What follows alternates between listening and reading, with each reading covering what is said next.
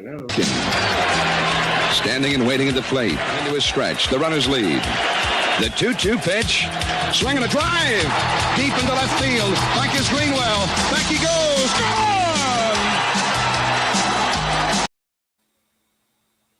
All right, folks, welcome. Baseball is back this week, folks. Major leagues and minor leagues are back in action. I'm Chris Heidel. Welcome to the Sports Talk with Chris Heidel.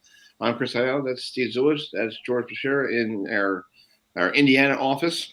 And our friend Adam Lamai is down in the North Carolina office. So we got every part of the Midwest and the East Coast covered here this evening. Here on the, we're better than Sports Center. So that's one big swath. Yes, sir. So, folks, I think everybody's getting. If you enjoyed the Final Four this weekend, both men and women's Final Four, got some.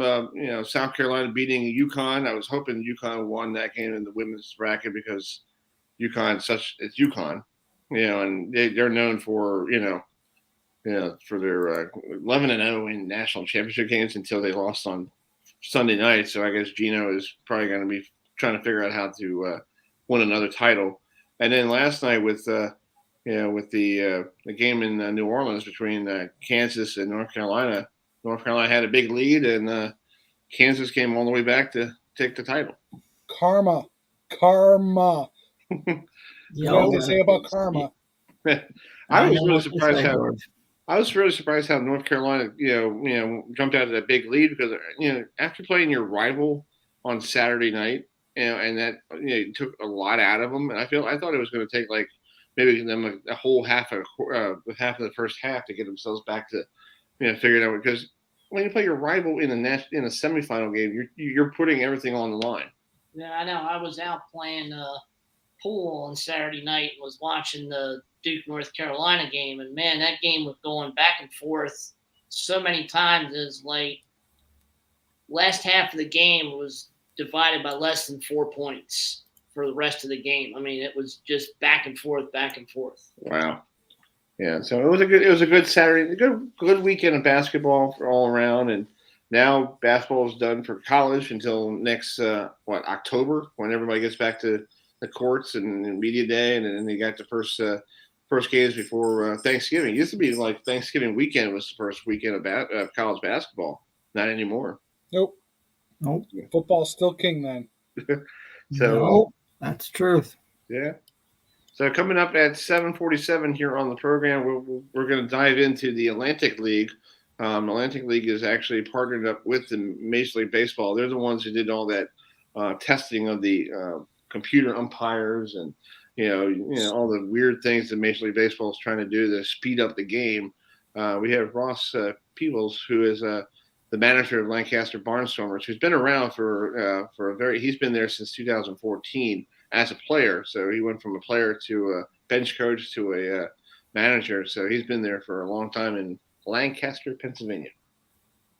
I have not had the privilege of going up to that stadium yet, but I have been to the York Revolution. I've heard it's a very nice ballpark up there. I'm going to try and make plans to get up there at some point over the summer just to see what that ballpark is like.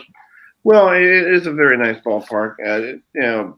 A little brief history: Lancaster and York used to have minor league teams. The Orioles used to be the Lancaster team used to be the Orioles minor league affiliate for a while, and York had the Pirates for a while. So it's pretty interesting. The Orioles and Pirates were dominating up the Keystone State, and then they went away for a very long time, and until they built these new stadiums. So we're going to wait for him to come on at 7:47. So George, what did you think about this weekend with all these different games and different? What stood out for you this weekend besides the Final Four? Well, I'll be honest with you. Did some research before the show.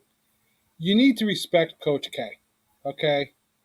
And I'm not sure.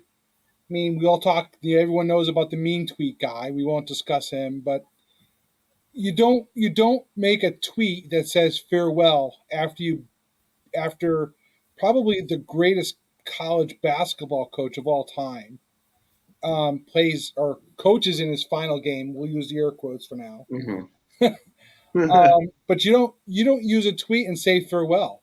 I think it can be misconstrued, and I'm not sure what the North Carolina Tar Heels media folks meant by that. But it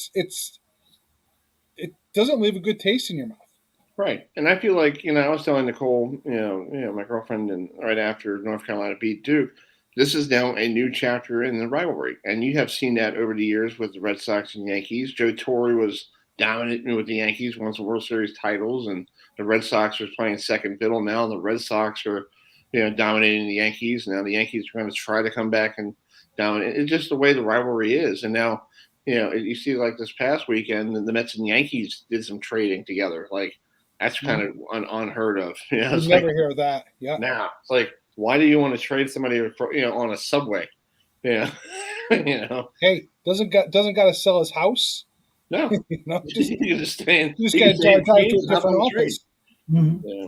Yeah, and Chris, I don't know if you saw this or not, whether this is true or not, but the little off topic on the NFL, the Seattle Seahawks have traded DK Metcalf to the Chiefs. Oh, really? For 3 picks. Wow, they're doing a lot of wheeling and dealing in the NFL. It's like almost like Major League Baseball before the lockout. Everybody got that big contract. Like, Corey Seager down in Texas? He'll be gone in a couple of years. They can't afford that. Yep. And it's just like A-Rod. They gave A-Rod, $250 million? And like they ship him right to New York after, 3 years? No thanks. Yeah. Still, that was a bad deal. Yeah. It was a bad deal. Yeah. A-Rod is. But the other part, Chris, yesterday's game was, I think, just great. The second biggest comeback in college basketball history. The Jayhawks came back from a 15-point deficit. So when I talk about karma, I think it bit the Tar Heels in the butt. Yeah, I think it was great for Bill Self to win his second title because he's one of those quiet coaches. You don't hear anything except for last year. He had a little issues with a couple of recruits that he kind of did something that we don't know is right or wrong, but they didn't find anything. But he's been so quiet, and I had a chance to talk to him over the weekend, and I asked him, "Is this team just like your 2008 team, or is it a little bit better?" And he goes, he perked up. He goes, "Well, we have similarities in the 2008 team, but it was a good question. I asked him, like, is there any similarities to the last time you won a title?" And don't get me wrong, North Carolina with Coach Davis is in his first year. Who would imagine a first year coach takes their team all the way to the final game? Normally the first year coaches have their first years of struggles. Like you coach like Coach K, they were about ready to run him out in like 1983 because he was under 500. Yep. And coaches don't last long nowadays when they have records like that. So yeah. And then, like you just said, because now you see coaches like, they get fired after year 2 or year 1 of their contract. Like, you're 11 and 15. We don't want you around anymore. Well, give the guy a chance. But now everybody wants to be, we got that transfer portal that, we were talking about off. Nice segue, Chris. Yes, segue. And we saw and George and I were talking this evening. We saw this, Adam. Trio of St. Peter's Stars entered the transfer portal. I can't believe that. Took over the job of Seton Hall. Why can't you believe it? It's your coach. Your coach goes into your living room. You play your heart out for him. You get into the tournament. You go dancing. You're wearing the slipper, and all of a sudden Prince Charming comes along, and takes you to the next team. Okay, but if you have this coach in your comes to your living room and does this. I say right foot creep, walking with that heater. Look around, stay low, make sure they don't see you. You go to that school. Yeah. The man that shall not be mentioned. I gotta set that up. That was such perfect. We were talking about coaches going into the kids' homes. I'm thinking I'm thinking Brian Kelly doing the. Yeah, not buying it. Yeah. But those kids, they got cheated. The coach does well.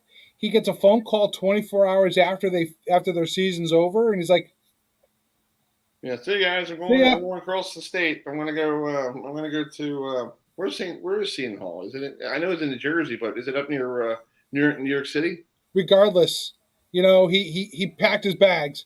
He won, packed his bags, and is getting a payday. Yeah. And that's why it's so hard about this whole learning portal. You can't penalize the kids. You come there to play for a coach. Right. And I feel bad for these kids. They could have gone to different schools. Well, and these kids are New York City kids. These are people who are from upper, around the Tri-City of New Jersey and New York, and they wanted to stay closer to home. And now, like, they don't have a coach. They're gonna get some guy who has never been coached before, and they're gonna go back to square one. And I don't blame them going to the transfer portal. They could go somewhere and sit out for a year or play a year, and they have experience because they went to the NCAA tournament. 2 or 3 schools are going to get really lucky. They just got a Christmas gift. Right. Absolutely, George. Absolutely. And the Seton Hall coach is down here in Maryland now, and they're talking about he's literally doing stuff that Mark Turgeon didn't do. Well, it's hard that Mark Turgeon was replacing Gary Williams. Okay, that's a tough thing to do. It's like what Coach Davis had to go through, replacing Roy Williams. Now you got Duke. Now Duke's new coach is a former player. Now he has to go, live up to Coach K's standards. And Coach K is going to be around the campus anyway. He's going to be, he's not going to be hands-on and help with practices, but he's going to probably stay from far, far, far behind. And maybe the kid might have him by speed dial. And he's like, "Help me, Dad." Yep.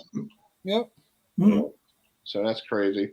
Other stories we had today, I found out today. Let's talk about this another big story with Notre Dame.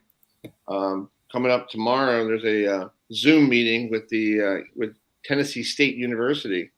Notre Dame has broken their streak of not playing subdivision teams. They had a streak going for almost 1,000 years, close to where. So I need the dun dun dun. Did you know?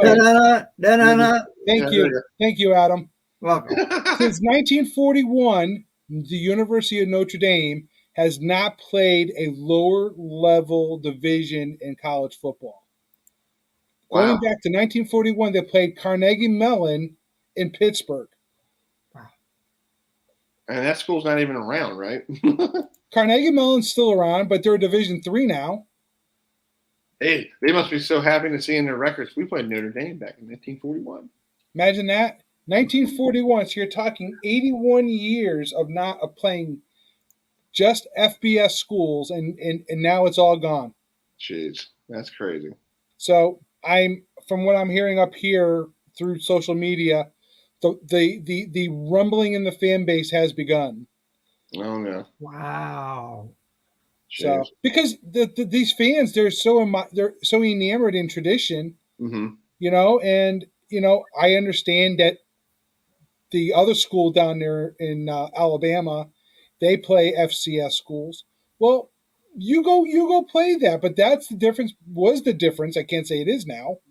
That was the difference between Notre Dame and all these other schools. Well, they didn't play lower level schools, but now that's going to change. Well, Alabama plays Alabama State right before they play Auburn. It's like, that's like a practice. Play a high school team if they had a chance. If it counts in the win column. I mean, I think Western Carolina University here in Callaway, I think they went down to play Alabama in Tuscaloosa. Yeah. I mean, it's like, I think it's only USC and UCLA that have never played a FCS school, or I think USC has. Okay. It may be just UCLA that's okay. Left. Yeah. Well, I know Florida State we lost. Yes. We don't need to go there. Chris. Michigan lost to then Appalachian State too. So. Appalachian State, yeah. My brother called me the next day, and my brother Will, who right now I hope he's feeling better. He's in the hospital right now, but he told me, he goes, "So, are you on suicide watch?" I'm like, "No." Why? Because you lost 2 at SBS school at Jacksonville State. I'm sorry. Jacksonville State is actually a decent school in the SPS because they've been in the playoffs the last couple of years. So sure, they're pretty decent, But that's something didn't want to see on TV. And I was like, oh God. Yeah. Well, it's just too bad. It's just one of those things that are frustrating. Yeah, I know folks are. Some people were music lovers, so I found this out. We do this on this date in music history and sometimes sports history. Where were you in 1994, George, on this day? 1994, I was 23 years old, living large and just loving life. Well, let me play a clip, and you might remember this one. So here it is. Hi, I'm Kurt Loder with an MTV News special report on a very sad day. Kurt Cobain, the leader of one of rock's most gifted and promising bands, Nirvana, is dead, and this is the story as we know it so far. Cobain's body was found in a house in Seattle on Friday morning. He was dead of an apparently self-inflicted shotgun blast to the head. Police found what is said to be a suicide note at the scene, but have not yet divulged its contents. Cobain, who was 27, had reportedly been missing for about 6 days, according to his mother. Yep, that's crazy. Wow. Yeah, that's crazy. Oh. But they didn't find him. They didn't find him for like 4 or 5 days. He was like down in the basement. Nothing like doing a welfare check after.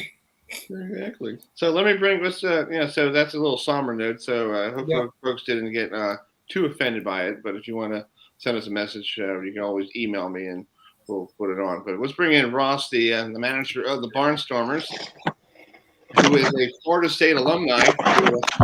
We were just talking about Florida State losing to Jacksonville State last year. So, Coach, where were you for that game? Yeah, what's going on? Which one? The one we lost to Jacksonville State. Where were you for that game? I try not to watch. No.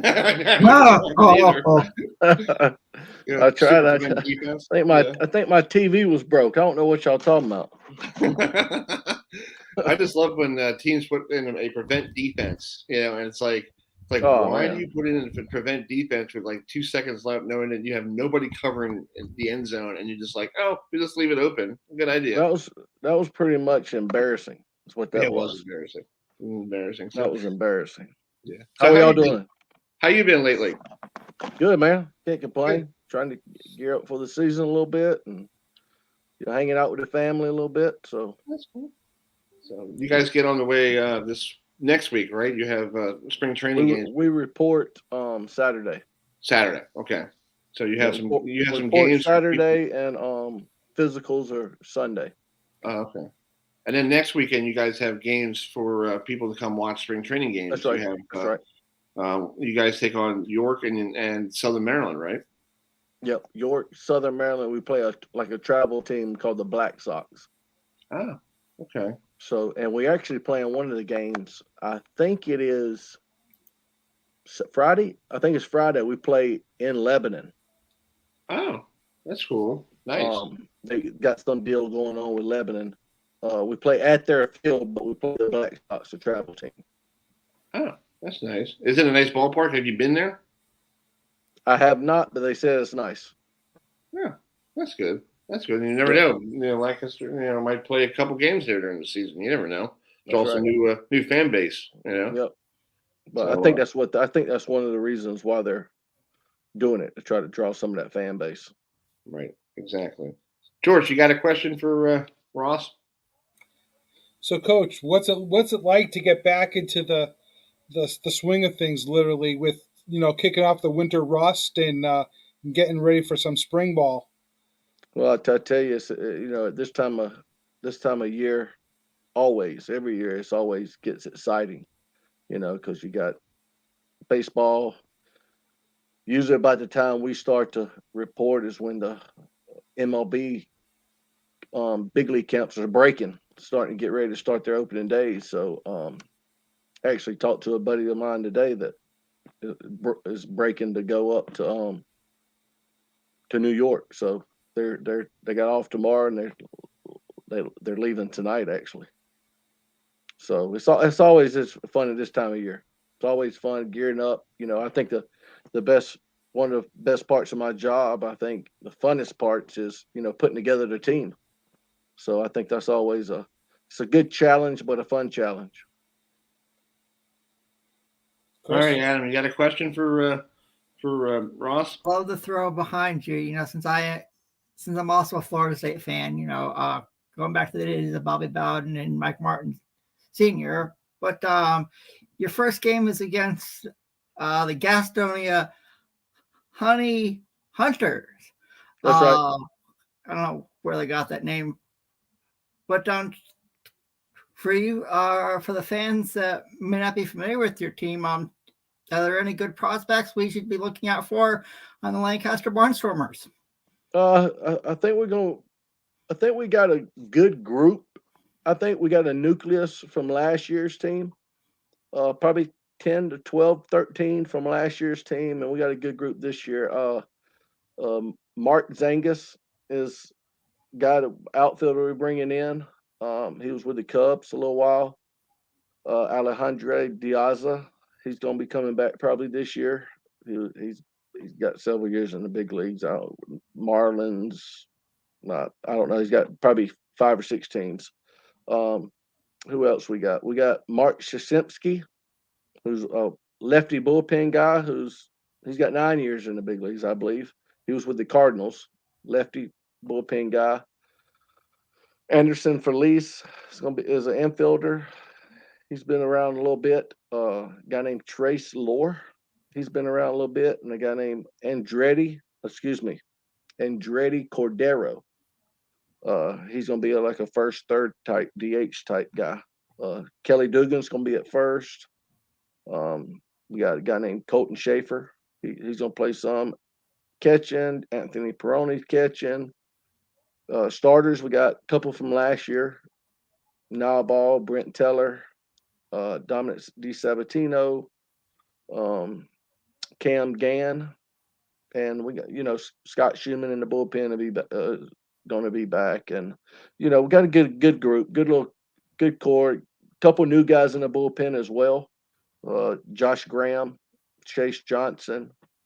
So I think we're going to be okay, but everybody's probably okay on paper to start off with, huh? So, we'll see how we do when we get between the lines. That's true, Ross. Ross, I was looking at your your coaches. Talk about your batting, your hitting coach. He has some major league experience. Jeff Bianchi.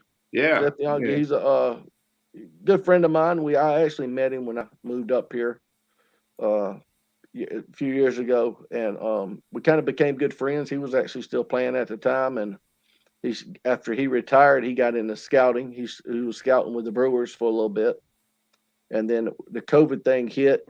He was one of the ones they let go. They let go a bunch of scouts and coaches and all, and he was one to let go. So he didn't know coming back after COVID what he was going to do. I knew him. I was looking for a hitting coach, so we kind of talked about it, and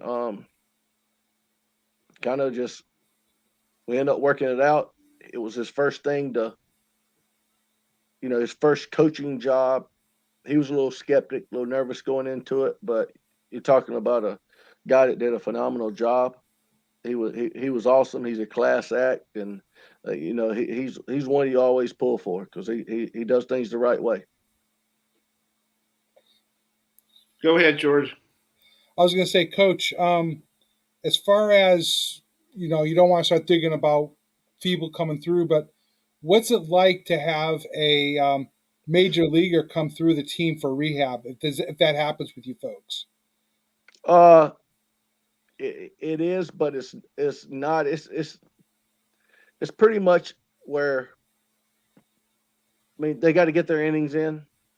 They got to, they got to do their thing too. It's not far off. So they do a lot. They come down, do some teaching. When they come through, but a lot of times when they come, it's all business. They come in, they get the work done. They, and they get out because it's all about, them getting back to the big leagues. And but they come in, they take care of the guys, right? I mean, they come in. A lot of times they do, yes. Yeah, you hear the different stories from different teams that they came in, they did this, and they picked their brain. And they a lot of them come in. A lot of times when they come down, they'll buy a spread. So yes, that's the good part. See, they buy a spread for the guys. So that's the good part. And I have to say, I can't. Even when I was playing, I don't think there was one time a rehab guy came through, that it was a bad meal. It was always an Outback or a Carrabba's or some steakhouse or something. So I mean, you can't beat that. We ate good on those days. That's great. That's awesome. You know, we ate. Yeah. Let's talk about your rivalry with York, because we're just talking about rivalries with North Carolina and Duke, and we were talking about different rivalries. How about them? How about them games? Those were some impressive games, weren't they? Yeah, they were. They were really impressive games, and I lost to George there in the bracket, so I own food. Oh yeah. My sense of integrity. Hey, I got beat mine too. I got beat on by our bench coach, Troy Steffi. Oh so. No! Is that a Mets shirt you got on? This is actually the Mets. Yeah, you a Mets fan? Yeah, since I was a kid growing up. Yep. Mm-hmm. Really? Yeah. Ain't that something? My buddy. Yeah, I was born and raised in Oceanside, New York, Long Island. Yeah. And then moved to Maryland because my mom's from Baltimore. So, we've been here since 1987. She goes, "You can root for the Mets. You just have to root for an American League team." I'm like, no, sorry. Yeah. My buddy's with the Mets. He's actually breaking camp with them today. Oh, that's cool. Awesome. Yeah, they're playing the Nationals this weekend, so that's pretty good. Yeah, they flying from St. Lucie to Washington. Yeah, that's awesome. Yeah, I hope that hopefully the Mets will be better. But right now we got DeGrom, and I think Schroeder's pitching Friday. Yeah, that's what I saw. I saw he might pitch Friday. Yeah. So we're talking about rivalries, and we know your buddy probably knows about the Mets and Yanks all the time. But right. But what about your guys with the York the Revolution? They're pretty good sometimes every year, and they always give you guys their run for the money. But they do, that question gets brought up a lot about the rivalries between us and York, and what's funny about it is I think the fans get into it a little bit more than the players get into it, the rivalry part. I think the fans think that the players are a little bit more into the rivalries than I think they really are. Mm-hmm. But you definitely, I guess you could say, you definitely hear about the rivalries, and I would have to say it's a little, there is a little rivalry there. It's across the river, but I think the fans are into it a little bit more than the players are, as far as the competitiveness of the rivalries. Most of these guys here, they don't look at it too much as York facing the Barnstormers rivalry. They're trying to get out of here and get back to the big leagues. They're more concerned about that than they are of, beating the York Revolution or whatever. Yeah. But for the fan standpoint, it gets a little heated. You definitely hear about it. And I can't lie. You can see during the times of the games, you can see the little, the extra little competitive spirit of it a little bit here and there. You can. Yeah, exactly. Let's get Adam one more question. Adam, you have one more question? For the fans who, is there a way to watch your games this year? Outside of Pennsylvania, I think that mostly every year all of our games are streamed on YouTube. It's through the YouTube app. So actually I run in our dugout. I have our game streaming on our iPad. So because it's got that back angle from the behind the pitcher, so letting our hitters see like the pitcher's the ball of the pitcher's action and all, seeing the action of the pitch and all. So I have that streaming in there. So on our website, it has a link to it. But if you go to YouTube and type in Lancaster Barnstormers, it'll take you right to it, right to the page. So, and it plays every game. Even when we on the road, they show it on there. So that's cool. That's a good thing. So a lot of the parents of the guys and the fans from the parents from all around the country, the guys are from all around the country, so the parents can watch, fans from all around. So it's a good, and you could go back and rewatch them too. So that's cool. Well, Ross, we're going to let you go. Good luck with getting ready for the season, and I hope to see you. Hopefully, we'll make a trip. This guy's never been to your stadium, so we'll make a trip up there to see you guys. Yeah, you got to come on. Bring it on. Y'all come anytime. I appreciate y'all having me. We'll talk to you soon, okay? Hey, I Ross, appreciate just real quick, you think you work out something? Maybe one of us could throw out the first pitch of the game, maybe? Hey, I'll see. I'll see what I can do. Okay. I'll see what I can do. Out there, you know. Hey, if we pitched a little bit like we did last year, you might be throwing in the game. Well, we were struggling last year. Well, that crafty right-hander out of the bullpen, you know. we were signing anybody. So yeah, that's right. You know, I appreciate it. You're welcome. Thanks, man. Coach. Talk to you soon. You got it. All right, No see ya. dogs, no nose, baby. See ya. Oh, I cut him off. Sorry, that's Ross Peoples, the manager of the Barnstormers up there in Lancaster, Pennsylvania. I had a flashback, Chris. You had a flashback? Yeah, I thought our buddy Ewan was back on the show there for a second.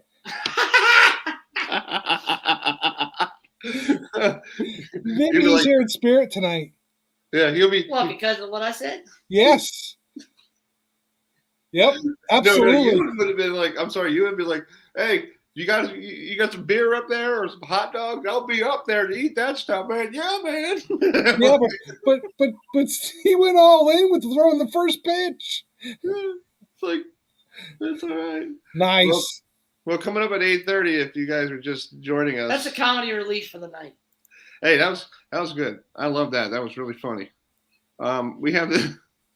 I don't know how we're going to top this one, but we have this gentleman coming on the show at 8:30 by telephone. You know, Norm Duke, who was on the show this past Sunday on Fox Sports, bowling in the Masters. So we'll talk to him about his championship match against Anthony Simonson, and talk about find out if he's actually going to be retiring from the professional bowlers tour, or is he just going to take some time off and relax, because he's 58 years old. Wasn't he also on the senior tour? Yeah, he's on the senior tour too. So wait, Chris, he's not old, okay? No. Hey, I'm not calling you, George. No. You're the youngest guy here, okay? Yeah, sure. You just thought about Will being on suicide watch a little while ago. There you go. You just put him on.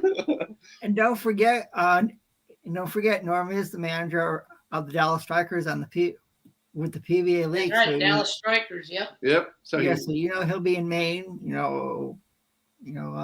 So. Yeah. And I can say I had the opportunity to meet Norm Duke in Portland, Maine, a couple years ago, and actually. He brings out the ARP card. Actually, I got a picture with Norm Duke. Nice guy. He's a really nice guy. So you have that on your phone, George? Really? Do you go to like the movie theater? Go, hey, you want to get a discount? I got that as a complete joke, by the way. When I turned 50 years old, I told my wife I was going to get an AARP count just because I could. Yeah. I've yet to capitalize on the early bird. Jeez, the early bird special. You can be like my father, no offense, when he gets older. You know, when you get older, George, have you done this? You end up like you're buying a mattress or you're buying something and you go up to them like, so do I get a discount for being over 50? And they look at you like, no. The wife tries to get a AAA discount wherever she can. Sorry, man, you can't get a AAA discount here at McDonald's. Oh, jeez, that's crazy. Wow. Stuff. Tonight is like rare air. I hope she's not listening to this broadcast because we have to put a disclaimer out. Well, if I go missing, please don't wait 8 days to come look for me, okay? All right, you're all good. I don't want to have a disclaimer going. We're not suitable for that guy in Indiana. No. Well, let's get on with the show. You're having a great time here. Let's bring on this gentleman. He is the voice of the Charleston, South Carolina, the Riverdogs, who are the single A affiliate of the Tampa Bay Rays, who are basically, I got to give the Rays credit, they do well with a small payroll. Yeah. Yeah. Yeah, I got to give them credit. They have to get rid of their players in 2 or 3 years, like Longoria and everybody else, but they're still competitive. You know, and they can't sell out their ballpark for some apparent reason. Maybe the Tropicana Field is just a hole in the wall that needs to be. Well, it is. I mean, they've been talking about it they mention it at least twice a year. Every time I watch games during the season, that Tropicana Field, it's it's falling apart. Right, And exactly. they don't have the money to keep the upkeep on it. So they're, Right. I'm not saying it's going to be something like the Minnesota Vikings, stadium that their inflatable roof collapsed, that year when they had all the snow. Right. But, it's just because they can't keep the upkeep on the stadium. I know Jason doesn't have to worry about it. He's in South Carolina. You don't have to worry about snow. You just have to worry about the ice during the off season, right, Jason? Yeah, that's true. We actually there's some tornado warnings in Charleston today, so that's what we're worried about. But I am from Wisconsin initially, so I'm familiar with the problems that come with snow. Yeah. So this is Jason Kempf, who is Jason Kempf. Kempf, who is the voice of the Riverdogs of Charleston, South Carolina. Charleston, never been to Charleston, but I heard it's a very historic town with a lot of Civil War history. Yeah, absolutely. You've got, I think the biggest thing along those lines is Fort Sumter. And I didn't know this when I got there, but you actually take a boat ride out there. They have a tour guide talking about the history. You go out to the island where Fort Sumter is. There's a museum on the island, and they do a ceremony raising and lowering the American flag before you leave. So it's a really cool place with a lot of history. I try to take in as much of that stuff during the winter because starting Friday until about September, I don't have time to go see much of the city. That's true. You got baseball. Yeah, that's a good thing. So let's talk about the Rays are your parent company. How's the relationship with the Rays? So it's interesting. When I took the job prior to the 2020 season, which never happened, we were affiliated with the Yankees, and they had been a long time affiliated with the Yankees. So I had done all these preparations for Yankees prospects. I knew all the history with the Yankees, and then the season got canceled, and we found out Major League Baseball was reshuffling everything. And we were very happy to end up with the Rays. It's kind of weird because it's a big rival of the Yankees here lately. So that's made things interesting. We had a couple of pinstripe jerseys that we've kind of started to phase out a little bit to help ingratiate the parent club that way. But obviously, with all the prospects the Rays have had here over the last few years and how deep their farm system is, it's been pretty incredible to see those guys come through. And in fact, last year we won the first championship in our franchise's history, which is over 40 years old, and the first one in Charleston since 1922. So being affiliated with the Rays paid off pretty quickly for us. Yeah, before I send it over to George, about the uniforms, you said you had pinstripes and then you had to phase them out. What did the parent club tell you what you got to do with your uniforms? To try to make it look like the Tampa Bay Rays, or did they just say, hey, here's the logo, go do what you want to do with it? They were actually an alternate jersey of ours on Sundays. Charleston has a nickname as the Holy City, so we wear Holy City uniforms, and they were pinstriped. The Rays didn't really say anything about it, but we felt, it was an obvious ode to the Yankees, and I think people realized that more so than even the Rays cared. And so it was something that with our Holy City jerseys, we just unveiled them. We're doing a dark blue on the road and kind of a Rays baby blue type of color at home. So they didn't ask us to do it, but we thought it was a nice touch to kind of make that update. That's cool. George, go ahead. So, Jason, that's got to be some kind of omen, right? You're coming to a new job and the season gets canceled. Talk about that for a little bit. Yeah, it was not ideal. I'd spent most of my life in the Midwest, and we actually, in 2019, I was with the Quad Cities River Bandits, which is right on the Mississippi River, and they had record flood levels there. We got flooded out of our stadium and played the first 30 or so games on the road. After that season was done, took the job in Charleston, moved down. I started on February 1st, and then if you'll remember, it was late February, early March when everything kind of shut down. And so here we are in a new city. My wife is still looking for a job. I had just started this job, and all of a sudden we're done. And I didn't start back up with the team again until March of last year to get ready for that season. So it was a whirlwind, but I think it made me appreciate more what I do.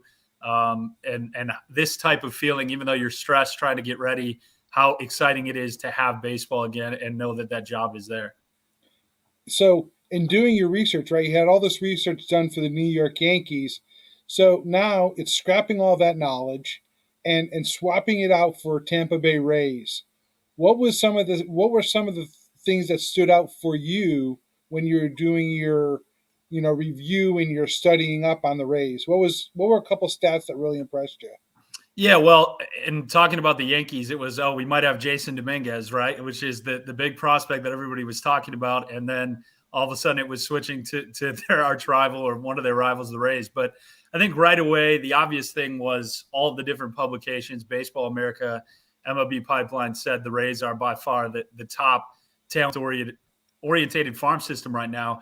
Wander Franco was the big name, and we've seen what he's done. But what I was impressed with compared to I had been with the Astros and the Reds a little bit before that was just you see those top 30 lists, but everybody kept saying it's hard for us to stop at 30. We could list another 25 to 30 guys who belong in most organizations' top 30.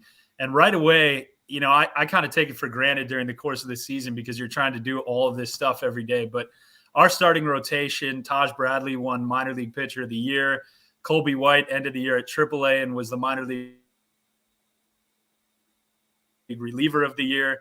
And at the bottom, the top 7 or 8 pitchers we had last year, it was incredible what kind of numbers they put together. And then in a shortened season, we played 120 games instead of the normal 140. They broke the franchise record for home runs scored, strikeouts as a pitching staff. So to do that with 20 fewer games to work with, I think was a true testament to how much talent there was. And that's without saying that we had any of the huge names at the top of that farm system. It was guys that were ranked 15 to 30, 15 to 50 that got it done day in and day out and moved themselves up the rankings.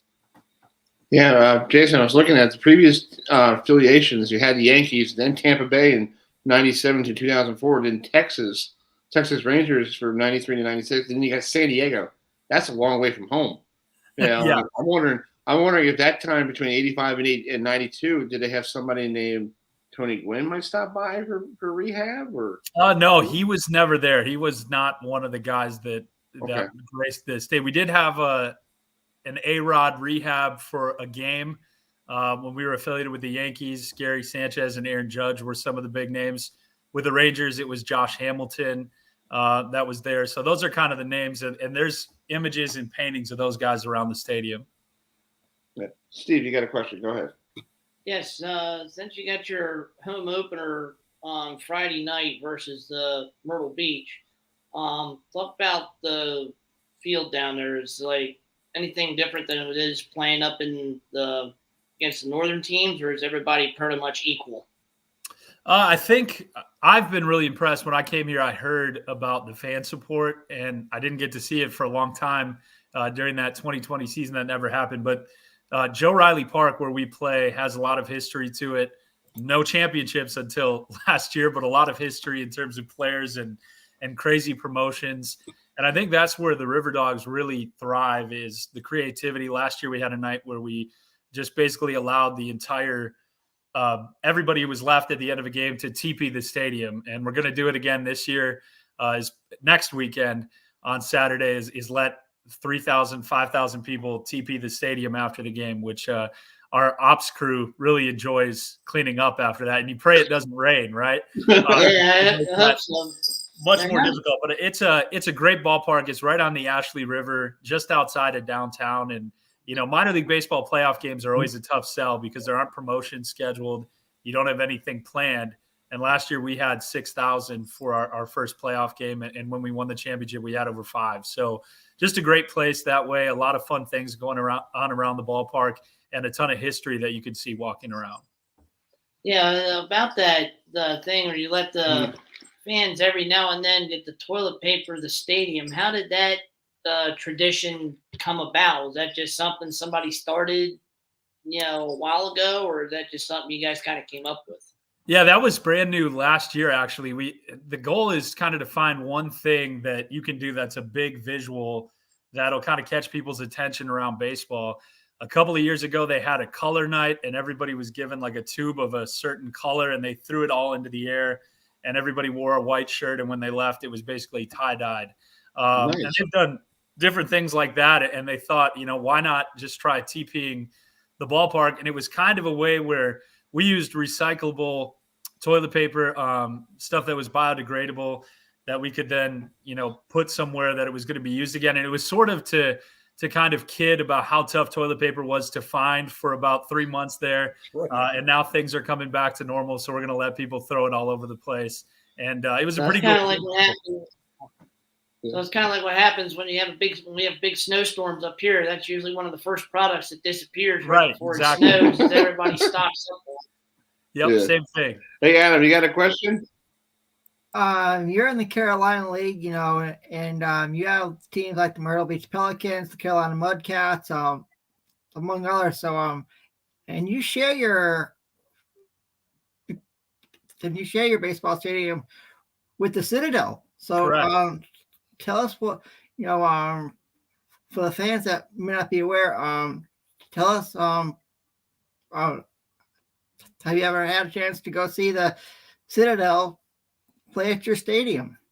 Yeah, absolutely. So we have a good relationship with the Citadel, which is a military school with a lot of history down here in Charleston. And they've had basically home games since February around Valentine's Day. And now they kind of hit the road while we're at home. So we don't see much of them anymore. But I've stayed for a few games. I've done the PA announcing for a couple of those. Fortunately, I get to call some Citadel basketball and football on ESPN Plus. So I've got a good relationship with them. It's a good program. They play FCS football, good basketball as well in the Southern Conference. So we have a good relationship, a lot of back and forth. They enjoy coming to our games and we enjoy seeing them play.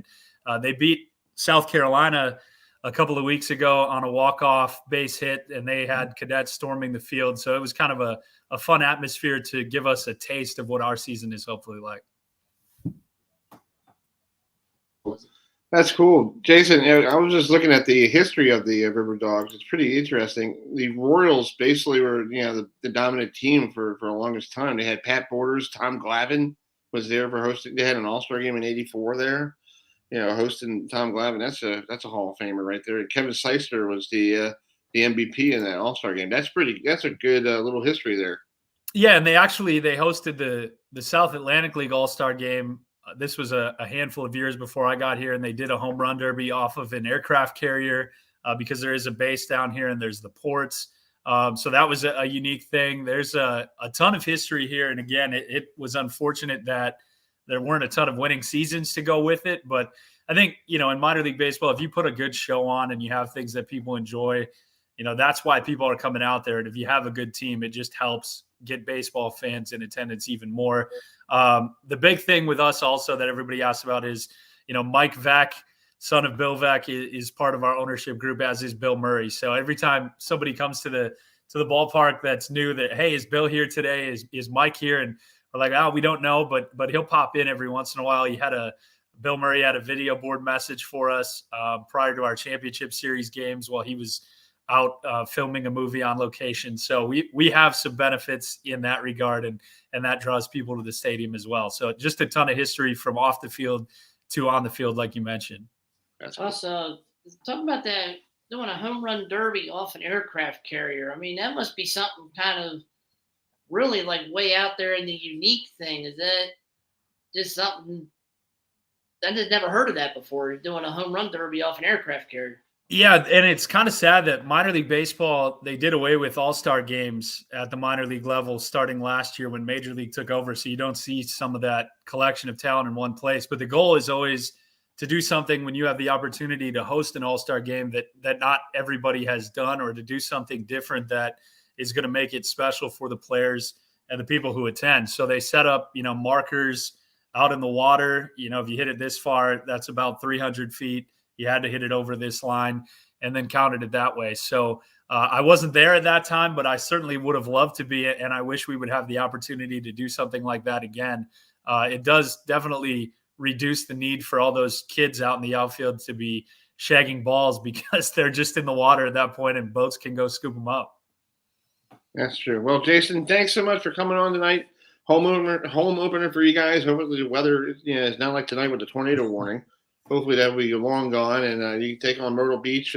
I might go down there next year for a vacation to Myrtle Beach, so maybe we might be able to get, I don't know how far Myrtle Beach and Charleston is, but maybe we stop by and say, see you again. About half an hour, 45 minutes. Oh, okay. We can do that. It's around an hour, even a little bit less sometimes. So that'd be awesome.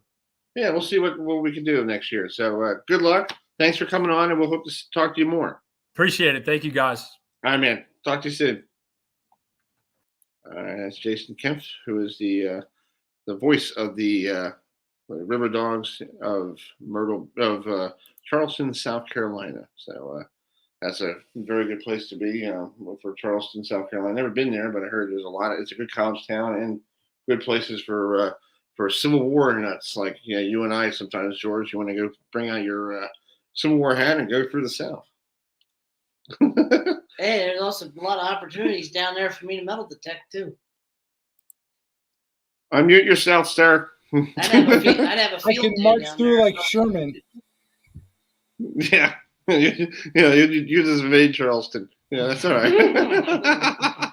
So let's bring in the general manager of the Aberdeen Ironbirds. They're in their second season as basically the high A affiliate of the Baltimore Orioles. They used to be part of the New York Penn League. So this guy was part of that team back in the day, who went to their only playoff game, and they haven't scored a run in the playoff game. So, JackGraham, thanks for joining us. How are you doing, sir? And how's everything getting ready for next week? You're going to be busy like anything. Very busy. Yeah, no, thank you for having me. I appreciate you guys having me on. I'm doing good. The team is doing well. They arrived today. They're going to have a few days of workouts before they go on the road to start the season. But everything is fun and exciting in Aberdeen, and we're just thrilled for baseball season to be back. Yeah, this is your second season as the high affiliate of the Orioles after the Orioles got told Frederick, thank you, but you got to say adios. Yeah, so what was it like just last year being you got a full season of baseball? Normally we don't see you guys until June. Yeah. So now it's like April. No, it's amazing. We're thrilled to have more games. We're excited to tell people about opening day, April 12th, 1 week from today. I think a lot of people are still adjusting to that, like you said. So we're excited to get back to what we did last year. It was a longer season. The staff had an adjustment period. The fans had an adjustment period, but everything we heard from fans was very positive. The level of play was so much higher. The caliber of player, the proximity to the big leagues, obviously, is a major component of that. I mean, no longer are guys waiting 3, 4, 5 years to get to the big leagues from the time that they're in Aberdeen. They're, 18 months away or less sometimes. So it's really exciting. And just as a quick shout out, I'm sure that everyone here is familiar, but the FrederickKeys. Hold on, the internet right now. Right, we have bad weather in this area sometimes. Yeah, so hopefully we'll have him regroup that again. I think he was talking about the FrederickKeys. Now they're part of that minor league. Oh, I'm back. There you go. I know we got thunderstorms in the area. That's probably why. I'm trying to get all that garbage out of here. It's very weird. What I was saying was we're excited about the longer season, and I'm also want to give a quick shout out to my friend Andrew Klein, who is out there in Frederick, who they're still doing great things. College wood bat baseball. If you're in the Frederick area, go and support them. Affiliated baseball may have left Frederick, but Frederick did not leave baseball. So quick shout out to them as well. And they had a manager and Joe Oliver going to be there this year, so that's going to be a very interesting thing. I talked to him on the phone last Thursday because he was in between going to dinner, and he goes, "Hey, can I do it now?" I'm like, "Sure, let's go." Yeah, but it seems like he's all ready to go to Frederick because he said he's been there before and he knows the city pretty well. It's great. It's great. They're going to put on a great product as they always do. Really proud of those guys. Still good friends with them, but we are excited to have full season baseball for the second year in Aberdeen for sure. Go ahead, George. So, Jack, most minor league baseball teams, they try and mirror, bring something in from what their affiliate team in the majors has. The South Bend Cubs here, they've now got bench top seating here in house top seating here in South Bend. And we all know what's going on with the construction out there in Baltimore. Any plans for you guys to build a higher wall out there in left field? That's a great question. It's funny. We put turf in 2021. It was about a year ago that they finished the turf field. And during that process, Cal and Bill were talking about, should we bring the fences in to make more home runs? Should we move them back to be more like Camden Yards? Should we have a tall right field fence? And people already call us a mini Camden. We've got the red brick. We've got the great vantage points that you can see the ball game from all around the stadium. So no plans on renovations right now, but just glad to be nearby and compared to definitely the most beautiful ballpark in America. Good stuff. Go ahead, Adam. Yeah, I can remember, I'm very familiar with the Aberdeen Ironbirds, since I watched a few of their games, back in the day. So tell us about the upcoming season, and what teams will you guys be playing, since you're a high A affiliate of the Baltimore Orioles? Yeah, for sure. So we're really excited because we still get to see some of our old New York Penn League friends, the Hudson Valley Renegades and the Brooklyn Cyclones, multiple times per year. But we've got our two other friends from the North Division, the Wilmington Blue Rocks and the Jersey Shore Blue Claws, in the mix.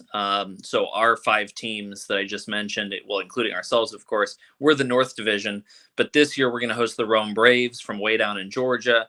We're going to host the Asheville Tourists, or we're going to visit the Asheville Tourists, one or the other. So really exciting. We're going to go on a trip down to Greensboro and Greenville and definitely Asheville. And we're really excited because we're the farthest south team in the North Division. So we get a good mix of opponents, and it's easy for some of the Southern teams to get to us, and it's easy for us to get to some of those Southern teams. And I think that our prospects, we've got 4 of the Orioles' top 12 prospects. So we're really lucky to have some really great talent to take on some of these South Atlantic League teams that we're going to be playing against.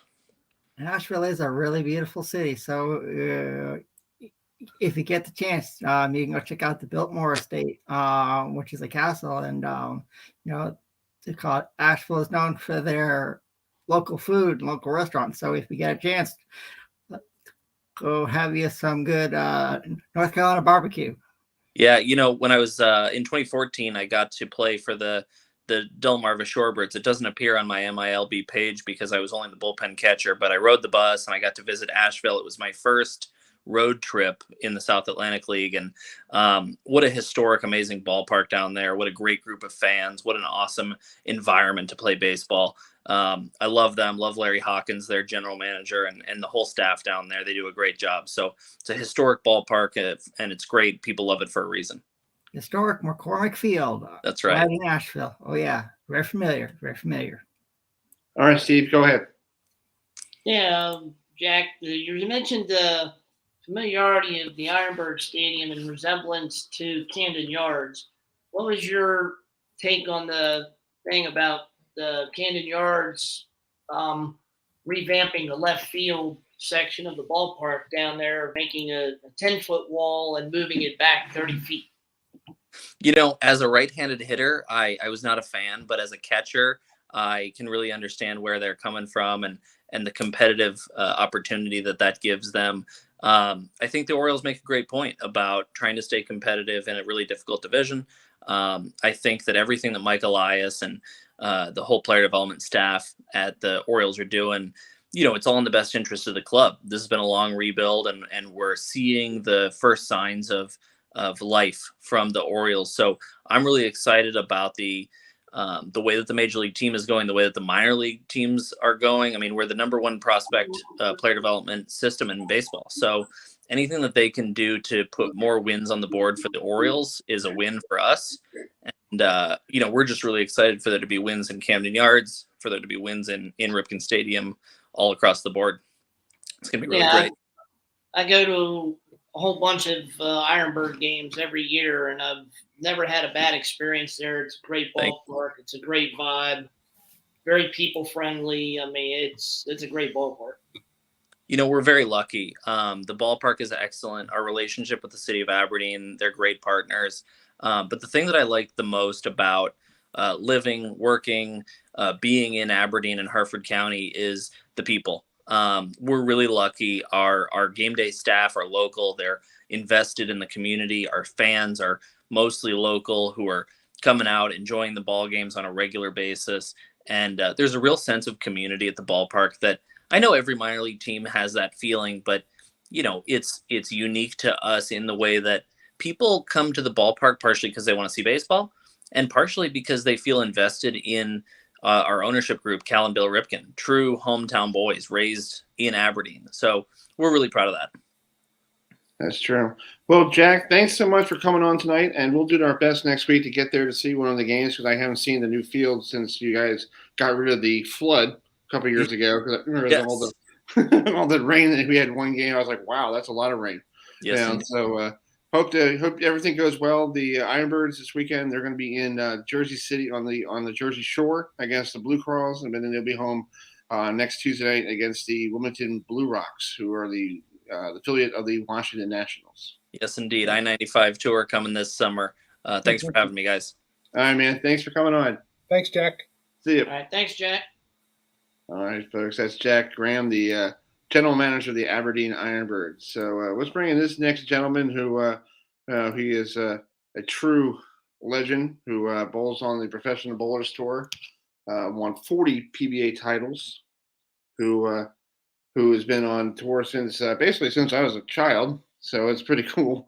We got Norm Duke here on the phone with us. Norm, thanks so much for coming on tonight. How are you doing, sir? I'm doing just fine, Chris. Thanks for having me. Yeah. Talk about this past weekend. You were on Fox bowling against the kids again in the Masters, and how did it didn't end up the right way you wanted, but what did you learn from bowling on that tough pair? Yeah, that whole building was tough all week long. It seemed to be that they weren't as tough, but once you calculated your score, you didn't have much. So it was brutal. And the kids are so good. My gosh, they've just, as in all sports, you have a process by which the newer players are better than the older players, and that continues. And boy, they are so good. Yeah. So, Norm, I do have to ask you a question. We didn't hear you after the loss. Are you hanging it up, or are you still going to be bowling, literally periodically back and forth like Pete Weber does, or Walter Ray does a little bit here and there? What is the future for you? Well, I'm not going to retire, but I may not enter any more tournaments. That's kind of where I'm at. I don't like the word retire. It's kind of it's got too much finality with it. Mm-hmm. I don't. I've been out there for 41 years, and it's just getting to me.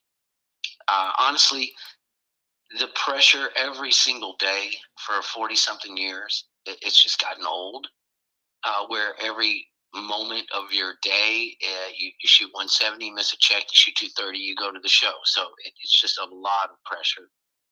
And, I'm kind of over it, really. Okay. I know I'm still good. I'm not great anymore. But that is another problem, is I don't ever seem to play up to my expectation. And so therefore I'm constantly disappointed in my play. Mm-hmm. And I don't want to do that either. I'm working my tail off. I work harder now than I've ever worked, Chris, and I'm getting less for it. And that's no fun, to be honest.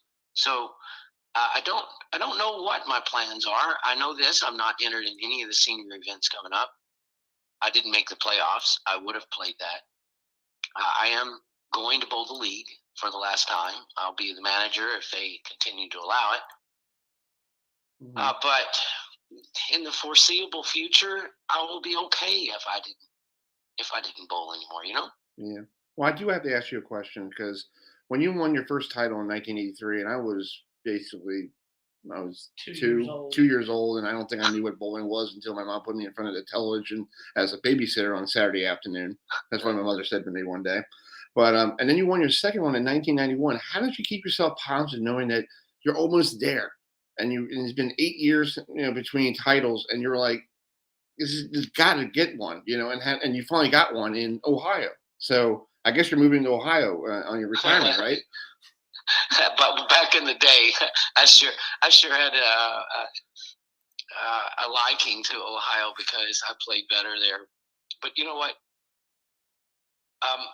That was so long ago. I ended up getting very fortunate to win my first title at such a young age. Even bowling against Mark and Earl. I know Mark finished 6th and Earl finished 5th. But I had to build something that would stand the test of time. I had to build something that could win tournaments and not just play good in events. And I recognized it, and it took that long to build, believe it or not. And then here was another thing. I built versatility. So no matter what I was doing, I was playing against the very best at doing that. So on Straighty week, I'm doing okay, but I've got to beat the best Straighty players in the history of mankind. And it was very hard for me to compete with them when half of my life was thrown in a different way. And all of a sudden I decide to go straight, and I have to compete with those brutally good straight ball players. I mean, talking about Kent Wagner and Roger Bowker and Soper, Durbin, Slagle, Skidmore. They were just awesome. Well, I had the same problem when I started looking at it. Now I'm bowling against Bob Hanley and Mark Roth, Marshall. And it was very hard to win. In fact, it was confusing to me. I said, what I've built here so far is the ability to play good every week, not great any week. But I stayed with it, and I just said, look, I'd rather have a chance to win every week, even though I'm playing against the very best at what that week has to offer. Get better, though. Just keep getting better, and I did. Right. And before long, I started winning a bunches of titles. Yeah, like 1994 was your best year. You were in the winning circle every time I watched you on television. Like, oh, Norm won again.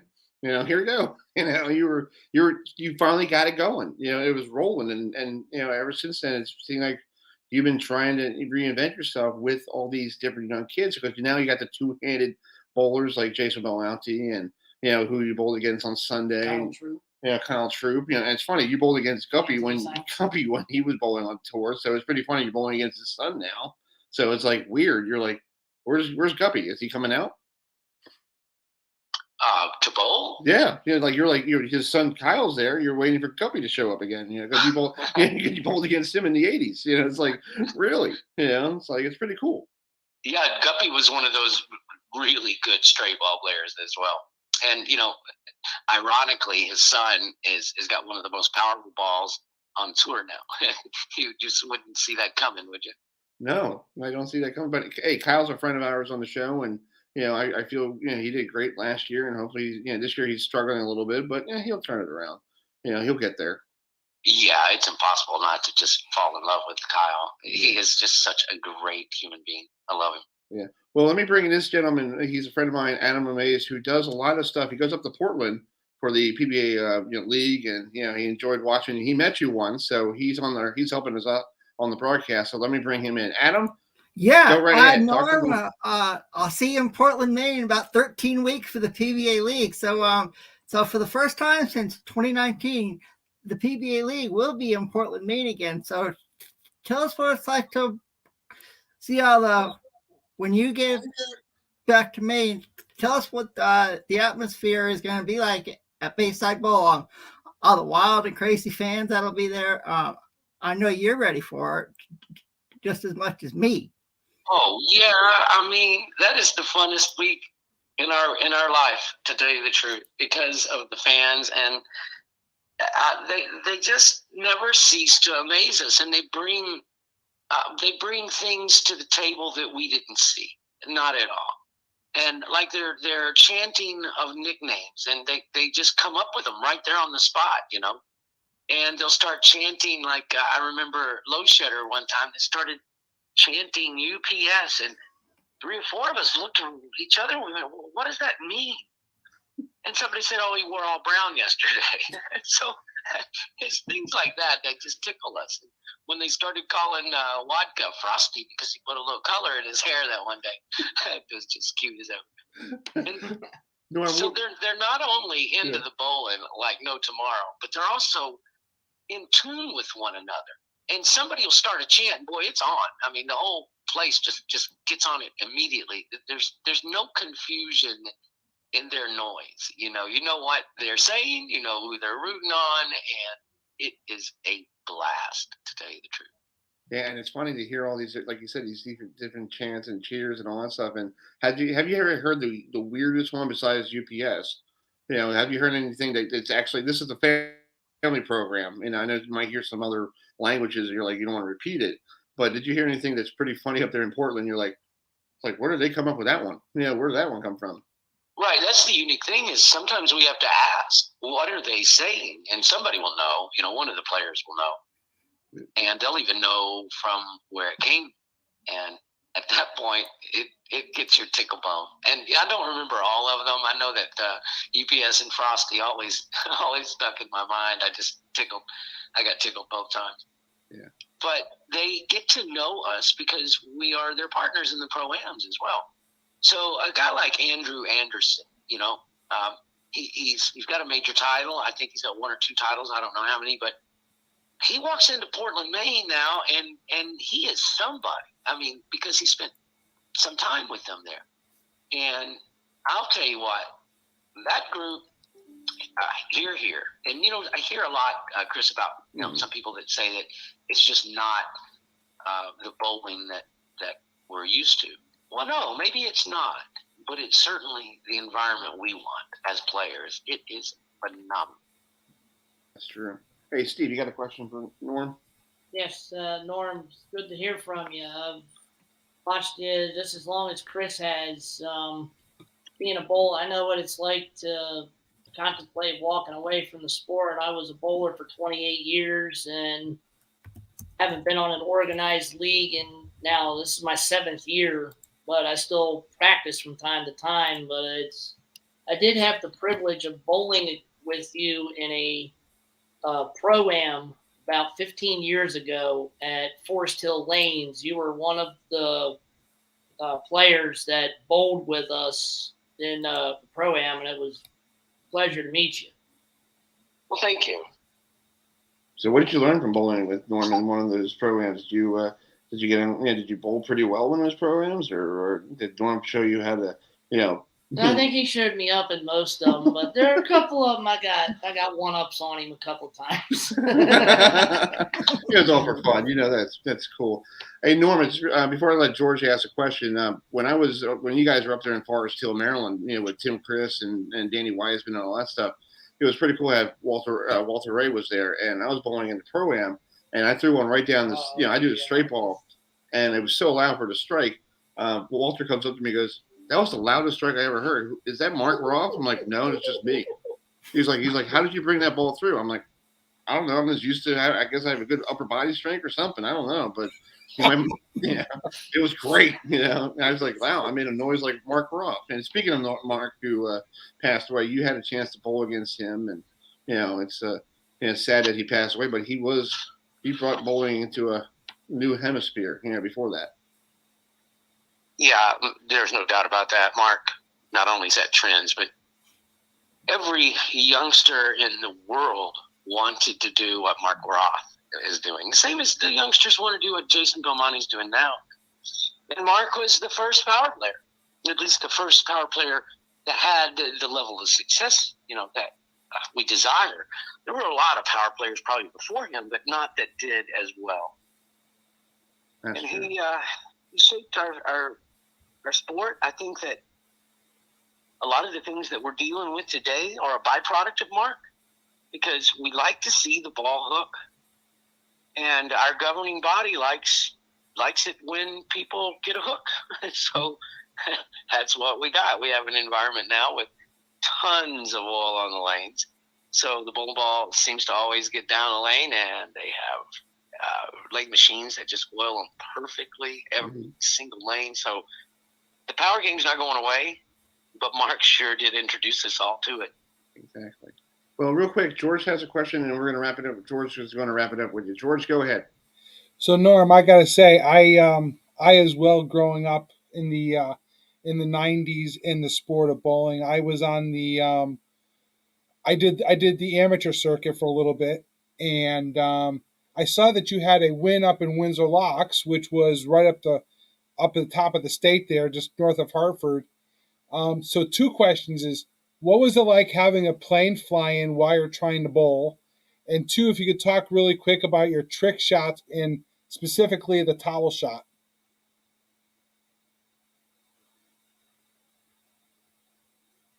Question is, what's it like with the planes going above you? Yeah, so when you were inside Bradley Bowl up there in Windsor Locks, you're trying to be on the lanes. What was it like hearing a plane fly over as you're on the approach? the airport is right on the other, just right across the street. And so Right. the planes come right over the Bowman Center, and I mean they're close. And Yep. in reality, it would affect the lanes and the way they play over time, because it would shake the ceiling and little bitty particles of fiberglass would fall down on the lanes. Right now, I'm giving you all this info because it is what was explained to me by Lenny Nicholson and Lon Marshall and some of the great players. Because you throw your ball down the lane, and then it would come back, and it'd have these little lines all the way through the track, just barbecuing your track. And you're thinking, well, what is this? Well, that's what it was. There's fiberglass on the lanes, is what they told me. Wow. And, oh, my gosh, did they hook. The lanes just hooked immediately. And, of course, we had a tenth of the oil then on the lane than we have now. Yeah. And so it was a difficult place to bowl because you had so much friction on the laydown area. And then, for the most part, the lefties really loved that place because there was just so much scarring going on the right side of the lane that we had trouble. We struggled in that place. But I did have one good year where I won, and I know I beat Pete. It's always great to beat Pete. 1997. Yeah. Pete and I are lifelong friends. I mean, he's so dear to me, it's crazy, and I am. But don't think we don't like playing one another. Exactly. Well, real quick, Norm, about the trick shots. He asked you about your trick shots. What do you want George to talk about? His trick shots. Just how do you come about? The towel shot. Yeah, I learned a long time ago when the scoring pace started getting big. I said, well, these people are going to average more than me in a year. They're going to average 10, 12, 15, 20 pins more than me. And I'm the pro. I've got to do something that will stand out. If I'm going to entertain the people, if I'm going to be a desirable entertainer, I have to have something that no one else can do. And that's where I just said, we have a lot of free time on our hands. Let's figure out how to do some trick shots. And we would think long and hard about trick shots, to tell you the truth, but most of them never come to fruition. But man, we had, Voss and I, and sometimes Chooks, we had some fun at that. We would get down there and say, all right, off the stone guy, through the upright, nothing but net.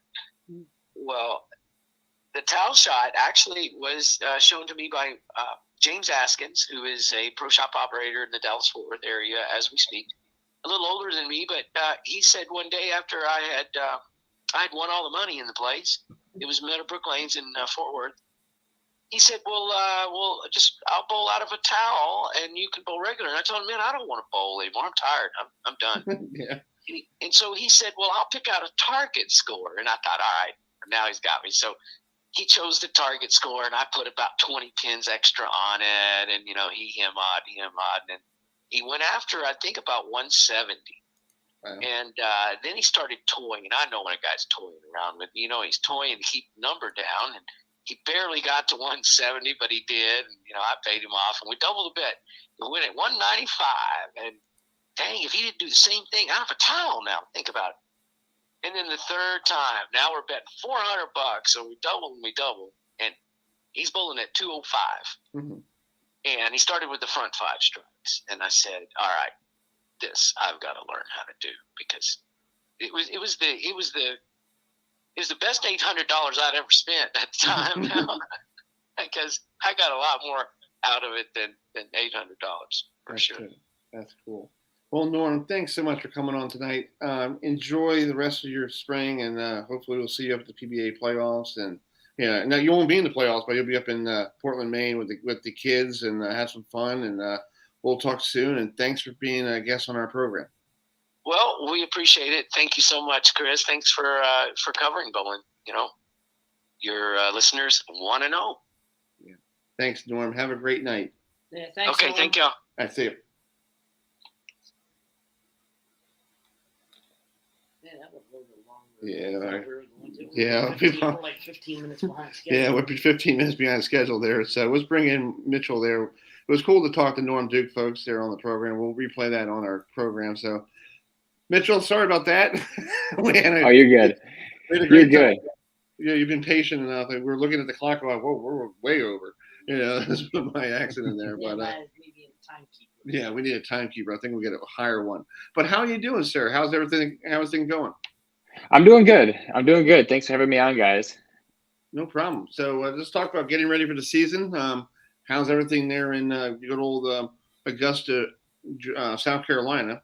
And you're on the border between South Carolina and Georgia, right? That's what you were telling me yesterday. Yeah, it can be a little confusing in that sense. But yeah, the ballpark is located in North Augusta, South Carolina. But the team, of course, is based out of Augusta, Georgia. That's where their old stadium used to be. But everything's going good. This is normally the most hectic week of the year, and it's certainly living up to that billing, that's for sure.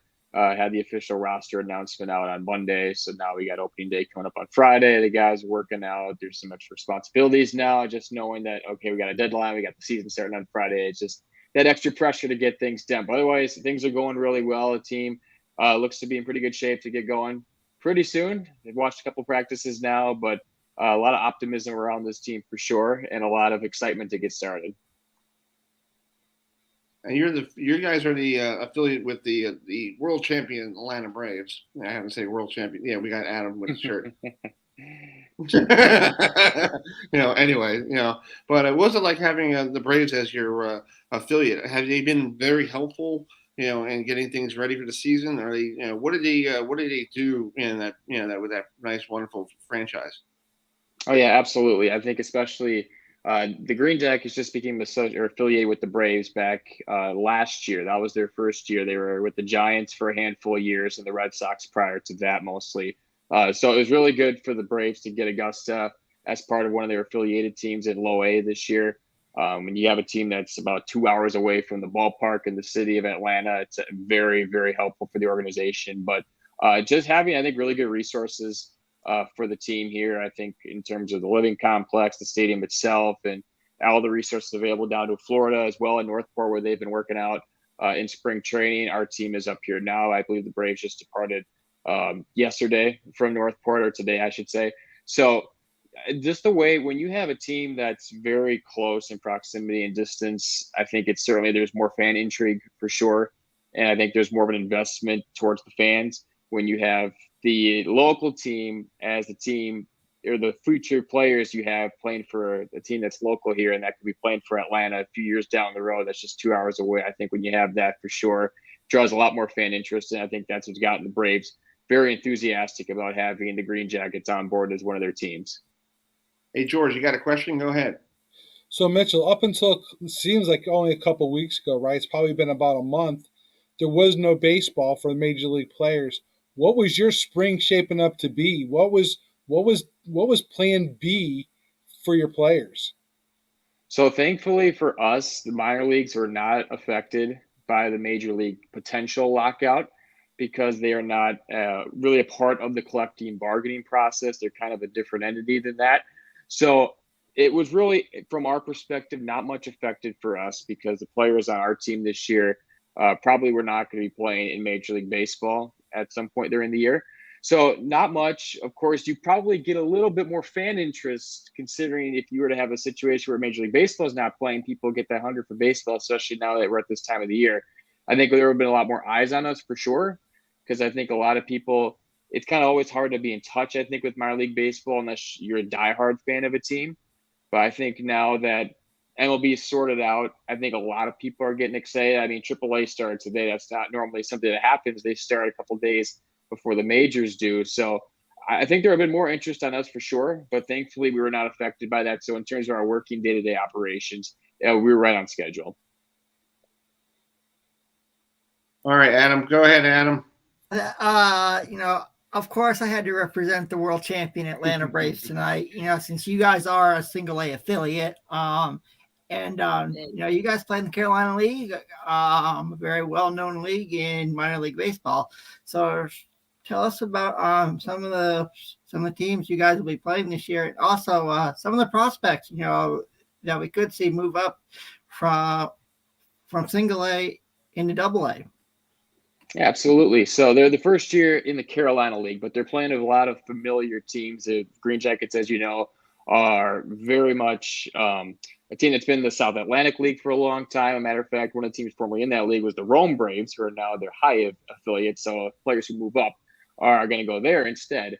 But in terms of the teams they'll be playing this year, you're going to see a lot of the Columbia Fireflies, who they play on Friday on the road through Sunday. They're going to play Myrtle Beach, the Pelicans, the Cubs affiliate quite a bit, and also the Charleston Riverdogs, the defending champs of the league. They're affiliated with the Tampa Bay Rays. Those three teams share a division.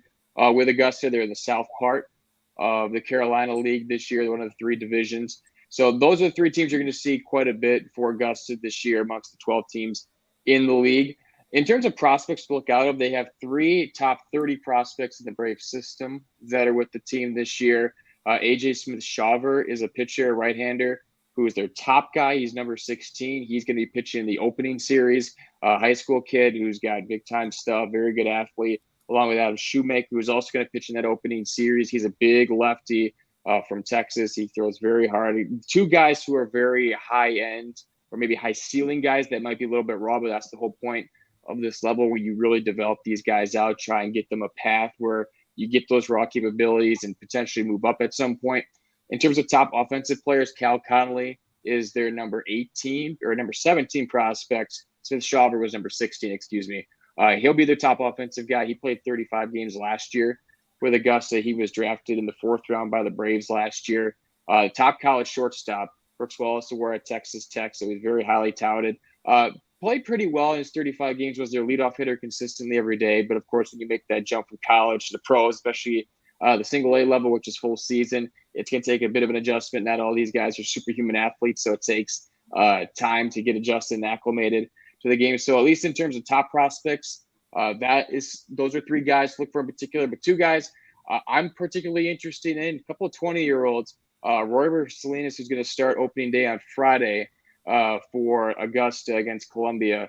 Hard-throwing right-hander, got called up to the Green Jackets at September of last year, throwing 97, topping now, good, sharp breaking ball that he combats with that. And he was 2-0 in his 3 starts, gave up just 1 run in 14 innings. He's a guy that I feel like if he continues that success, he might be in high A Rome sooner rather than later. And the offensive player I'm looking at, Brando Mesquita. He's an outfielder who really took a big jump last year down the Florida Complex League, jumped his OPS from about 650 to 850, and a very similar sample size. So he's a guy, 20 years old, Dominican Republic. Braves are very high on him. I think he was very close from being a top 30 prospect. He's a guy I think could surprise some people earlier on the season. Good athlete, I think, really starting to put it together. Those are a handful of guys I'm looking at coming into the season. It sounds like pretty. You guys are on the road this weekend against Columbia, who Columbia used to be affiliated with the New York Mets, and now they're affiliated with the Kansas City Royals. Yep, correct. Yeah, so it's pretty interesting seeing all these teams just change affiliates. It's like, it's crazy. It's a weird process because I'm not sure how the Mets get affiliated with them in the first place, and then how the Royals get involved. But I think these teams, their end goal is to get minor league affiliates as close to their home team as possible. So the Braves, for example, might be amongst one of the best in that department. I've talked about Augusta already being about 2 hours away from Atlanta, but their AAA team is Gwinnett, who's very close to Atlanta, AA Mississippi, which is not terribly far. That's their furthest one. And then High A Rome, which is in that area as well in Georgia. So they have a lot of local interests, a lot of close teams. You can send players on rehab assignments. They're not going that far away across the country for if they're playing at home.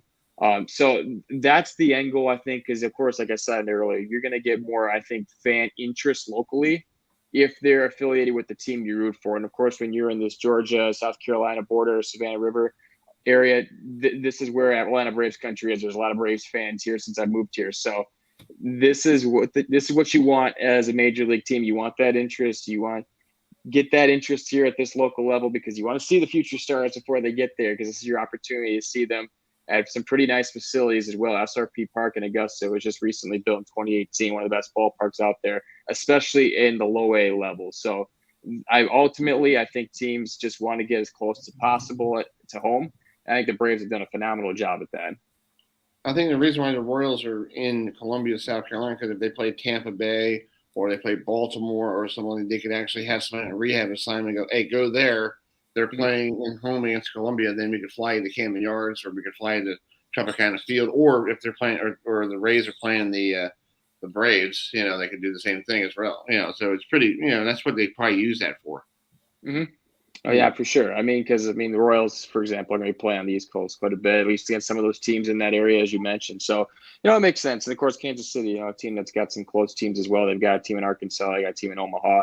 It's always tough to get very close, but you try to get as close as you can. Columbia's not terribly far from Kansas City. There are certainly further locations. The Giants, for example, they were formerly affiliated with Augusta. That's all the way across the country, and they're also with Richmond. So those are two really good franchises, but at the same time, their home team is on a completely different side of the country. So sometimes I'm not sure the logistics behind it, but that's just the way it is for some teams.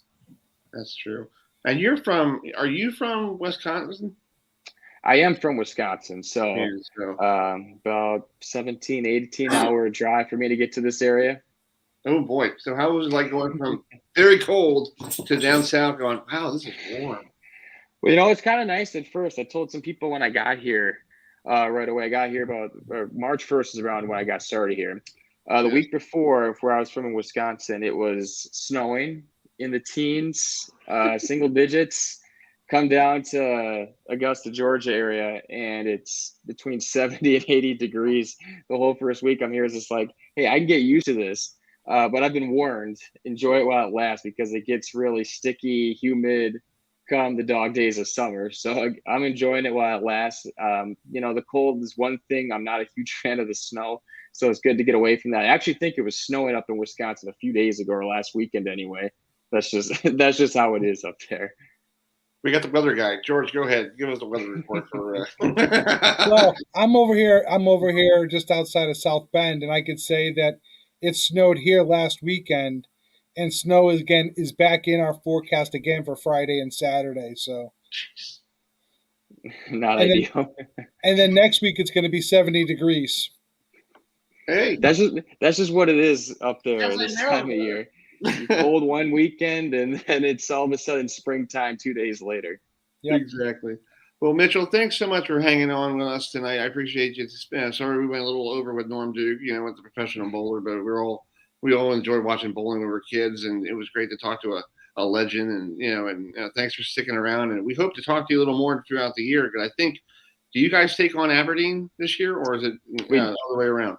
We don't play Aberdeen. We play Delmarva, who is the TripleA affiliate. They'll be in Augusta at the end of April, and then we'll go up there, I believe, in August. So yeah, we'll play them a couple times. And you're going to be traveling with the team, right? So we might, we'll try to take a trip to Salisbury, and we'll stop by and say hello to you. Yep, that is the plan. So I'd love to see you guys at the ballpark. Yeah, we'll see you in Delmarva, down in Salisbury. Very nice place to go. So enjoy your season, and we'll talk to you then. Yeah, appreciate it, guys. Thanks for having me on. Thanks, All right, man. Talk to you soon. Bye. Bye. All right, that's Mitchell Speltz. Speltz. Thank you, Speltz. Who is the voice of he's a media relation intern, radio broadcaster of the Augusta Green Jackets. I'm guessing why they're the Green Jackets. Let's take a wild guess, folks. And the first guess is not the correct answer. Let's go. George, go ahead. It's a buzz. It's a bee. I'm talking about the Green Jackets. It's called. I know. Masters, boy. I'm looking up their. I was looking up their, mascot. I'm like, how do you get a mascot with the Green Jackets? And what they did was they mixed in a bee instead of black and yellow, it's in green and white. Wow. Yeah, and then like you just said, the Giants were their affiliate for a while. Imagine that. That must have been a long trip for those people. Sure. I feel bad for Richmond, because Richmond's a AA affiliate of the San Francisco Giants, and the Giants. I heard from some people. I heard from Richmond that if they need a player, they got to take a red eye and get all the way over to Sacramento, where their AAA affiliate is, and you're gone for 2 days. So if you're a team trying to get somebody to fill a hole, you're messed up for 2 days, because you have to wait for somebody to get off the plane. It's like, it doesn't make sense. Like the Washington Nationals had their AAA affiliate in Fresno, California.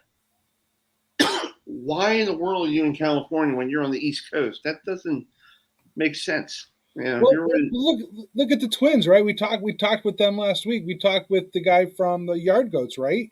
Yeah. and that's their affiliate, right? It was the Minnesota Twins is their affiliate, right? It was the Rockies. The Rockies. But When they were the Twins one year. Exactly. Just a little further west.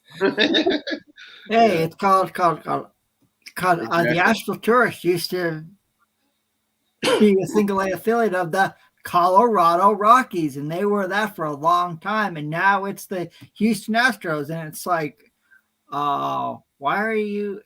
I mean, and the other teams that are associated with the Astros in the minor league are Fayetteville, and then you have the Corpus Christi Hawks, and then you have another team that's based in Texas. It's like you have two teams in North Carolina and then two teams in your home state, Texas. I don't get it. Right. Well, let's go on with. We have some interviews I did last week. We're waiting for the guy from the.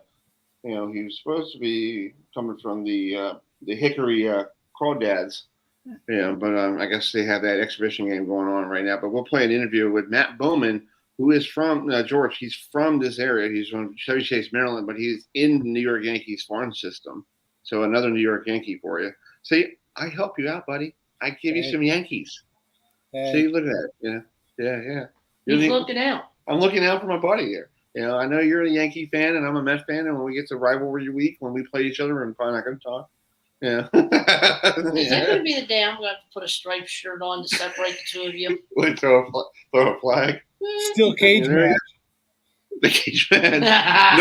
No hold bar. A steel chair. What was the chair match they called it? TLC match. Yeah, ladders, tables, and chairs. Tables, ladders, and chairs. The TLC. There we go. I'll just take the belt and go. Yeah, at the same time, you get smacked over the head. I'll give you the old Jimmy Superfly Snuka. Oh my God! What are you gonna do? Are you gonna do like a Ricky Steamboat? Put me on the fence there and go. Yeah. I may have to come out with my. Yankees. I may have to come out with my robe on and go whoo. Hey Chris, don't forget the Mets and the Braves are rivals too. I know. And the funny thing is, so you have to contend with me too. Before we play the video, I have nothing wrong with the tomahawk. Okay, I'm a Florida State fan and a Kansas City Chiefs fan. But when I hear the Braves using it, it makes me cringe. So because it's like why are you using my chop? It's like this. I'm sorry. Oh. Yeah. No, and the whole ballpark is the Braves ballpark is in sequence. And I'm sitting there going. I've been to Turner Field a lot, and I've been once at Truist Park. So I understand what they go through down there in Atlanta. I don't know why they do it. I don't know why they do the tomahawk chop either. It's called. Well, I'll tell you the reason why. Because Florida State alumni. This is what I heard. Like Deion Sanders is allowed to bring the tomahawk chop because he's a alumni of Florida State. So he brought it to the Braves when he got there, when he got signed the contract in 91, 92. And that's why they started using the chop as their fight song. Before that, they didn't have one. I think the only fight song they had was Dale Murphy trying to hit a home run.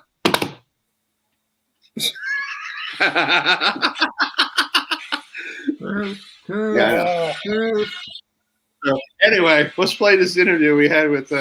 We got this going in the background. Thanks, Steve. So here's MattBowman, who is he's up in Scranton, Wilkes-Barre right now with the Yankees TripleA affiliate. So here's my interview I had with him last week. At this time last week, he was still in the camp with the New York Yankees. All right, there we go. Well, thanks for coming on. And how's everything going on down there in camp? It's going well. I'm on a minor league deal, so I actually got to get down here a little bit earlier than everyone else was allowed to get down here. So I've been down here for about 2 months now. It's been really good, and it's been even more exciting having all the big league guys come in and having big league camp kick off and, just as quickly almost come to an end now. Yeah, it's very short this year. Normally it's been like, a whole month of spring training, and then you're down there and for a whole month, and then you go, oh, I guess we're going back to the parent club up north. Now it's like 2 weeks, and you don't even know where you're going in a week or so. Yeah. I mean, I think some guys have found it a little refreshing to not be down here for too long. Yeah. So you're a kid from Chevy Chase, Maryland, and you went to college at Princeton University. So how did you start? First of all, let's talk about Chevy Chase, Maryland.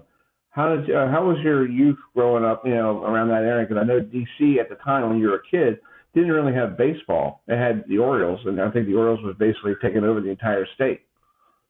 Yeah, that's right. I mean, so the Orioles were a little far away for me to be really rooting for them.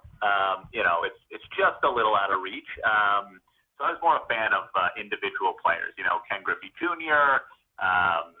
Guys like that are sort of how my fandom evolved. But then as soon as the Nats came to town, I was at opening day. I was at Strasburg's debut.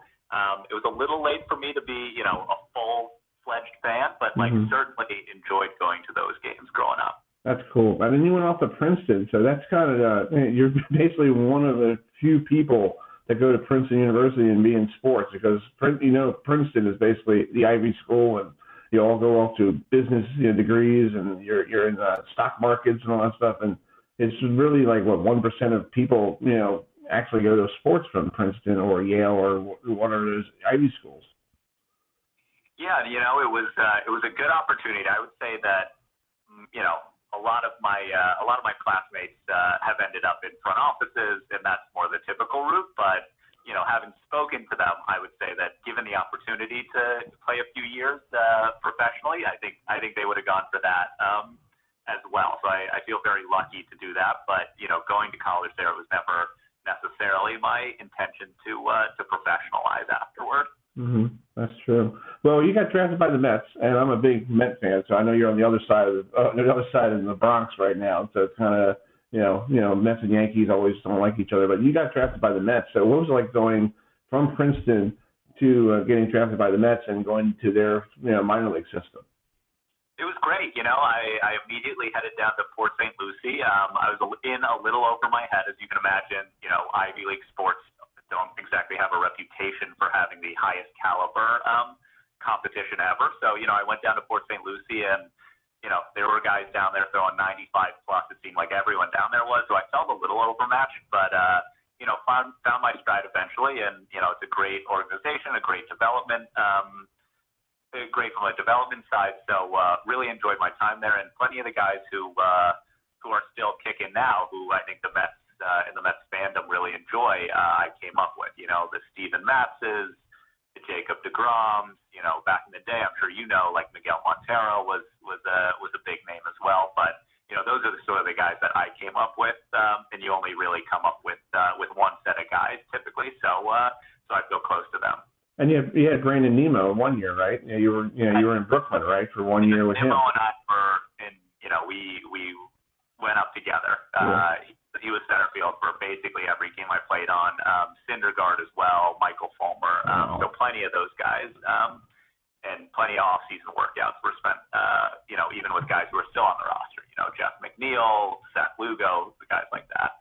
That's cool. That's a cool way to start your major league career, and then you get that Rule 5 draft. And explain to folks what a Rule 5 draft is. I mean, it's like you don't have enough years, and some team can actually pick you up, but you have to be on their major league roster for a whole half season before they could ship you back to the other team, and they have to pay money for you. So basically, you were basically bought.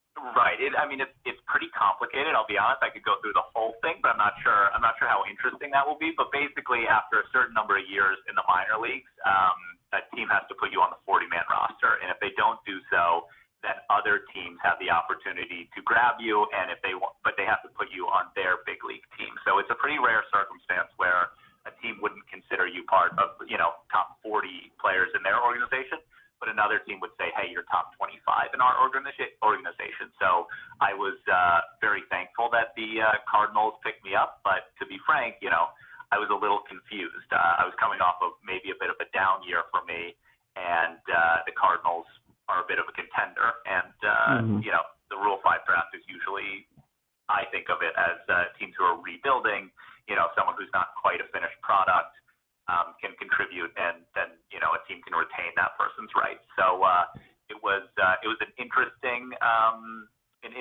like roster move that they made, and I thankfully made the most of it. Wow. Yeah, I got a video. I found of your first game against the Pirates on April 6th, 2016. That must have been cool, pitching in front of a major league fans, in Pittsburgh. That's a nice ballpark. Yeah, I mean, the Pittsburgh PNC Park is a phenomenal ballpark. It's got a great view. It's within walking distance of sort of downtown. But yeah, I was quite nervous. I'll be honest. To be frank, like, I was not entirely sure my whole career that I would end up in the big leagues. It did not seem like a foregone conclusion. And then you sort of get thrust into the big leagues, and it's an opening series. And you wonder, hey, am I going to get it done? And thankfully, that first outing went well, and that sort of calmed my nerves. But those first few days, I was really wondering if I was going to have what it took to pitch at that level. Yeah. What was it like pitching? You're there in 2016. You got a chance to go through the whole National League, American League. Was there one batter that's like, man, every time I pitch him, he knows how to hit my stuff? Like, did you have one of those batters like, oh, I just played him like a week ago, and he hit one out of the center field and it hasn't landed yet? Who was one of those hitters that you had a problem getting out a lot? Well, there's certain guys who you're not supposed to do well against. In the Central at that time, like Anthony Rizzo was there. We faced Bryce Harper from time to time, and like, you're not supposed to do well. And so I'm not facing those guys a huge amount, but I actually had some success. One of the guys who I actually struggled with, which was the guy I was supposed to get out, was Adam Duvall, who for a little while was not sort of a household name, but after his time with the Braves this past year, I think people know who he is. But he was a guy who I was always brought in to face, and it was always a battle. And he had a few more doubles down the line than most would hit off of me. So that is a name that always pops into my mind when I think about guys that I've faced and am supposed to sort of not dominate, but supposed to have good numbers against. And he managed to get me a couple times. Mm-hmm.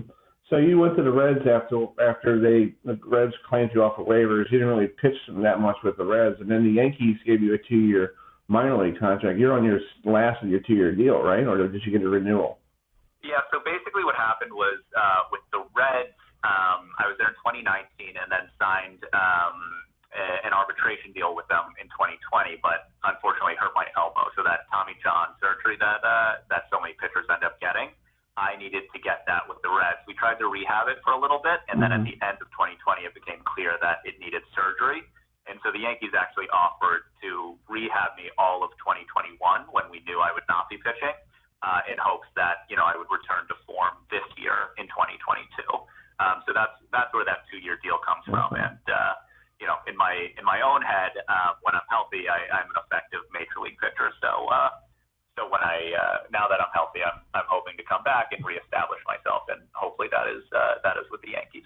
That's cool. Talk about camp so far. How are you doing during this abbreviation of spring training? I was trying to look some of the box scores. I haven't seen you in any box scores, but have you pitched in any of these games, and how are you doing? Yeah, so I had a small, unrelated to my elbow setback. Okay. So I've not gotten into a big league spring training game, but I got here down in early February. I came down here, so I got a number of outings in before then. So as soon as this small little issue clears up, should jump right back into it pretty quickly. But yeah, I expect that maybe my first outing will be maybe in AAA. And it feels like a big deal missing some of big league spring training, but it's a long year. There's plenty of time to make sure that I'm fully healthy and ready to go. Yeah. Oh yeah, I'll feel better when I get work. Yeah. Oh yeah, it's called. Since we had Norm Duke on the show, it's called. If you guys can see it, there's me and Norm Duke outside Bayside Bowl in 2019. That's cool. Awesome. Yeah. Let's do our World Series pick here before we play the last interview. I guess the guy from the Hickory will get him on another time. So, who do you think is going to win the World Series this year? I think last year the Braves won it in that thrilling series against the Houston Astros. Let's go with Steve first. Steve, who do you think is going to win the World Series this year? Not the Astros. What do you think? Well, considering I haven't had a chance to watch a whole lot of the spring training games, but I would have a sneaky feeling that it's probably going to be a northern team. So I would have to say probably like Boston or maybe New York. Okay, Boston or the Yanks, or New York or Bronx Bombers. Yeah. All right, Adam, what's yours? I'm going with the Dodgers, even though Okay. it's called. They took Freddie Freeman away from Atlanta. They signed him to a huge contract. They just signed Craig Kimbrell, so they re-signed Clayton Kershaw. So That guy looks like a vulture when he pitches. Yeah, that's right, Steve. Yeah, and George. It's like he's like He's really? a scarecrow. The best one is go on. Sorry, Adam. Go on YouTube and type in the Philadelphia Phillies. You see everybody on the fans at Citizen Bank Park going like that. Yeah, so I'm going with the Dodgers.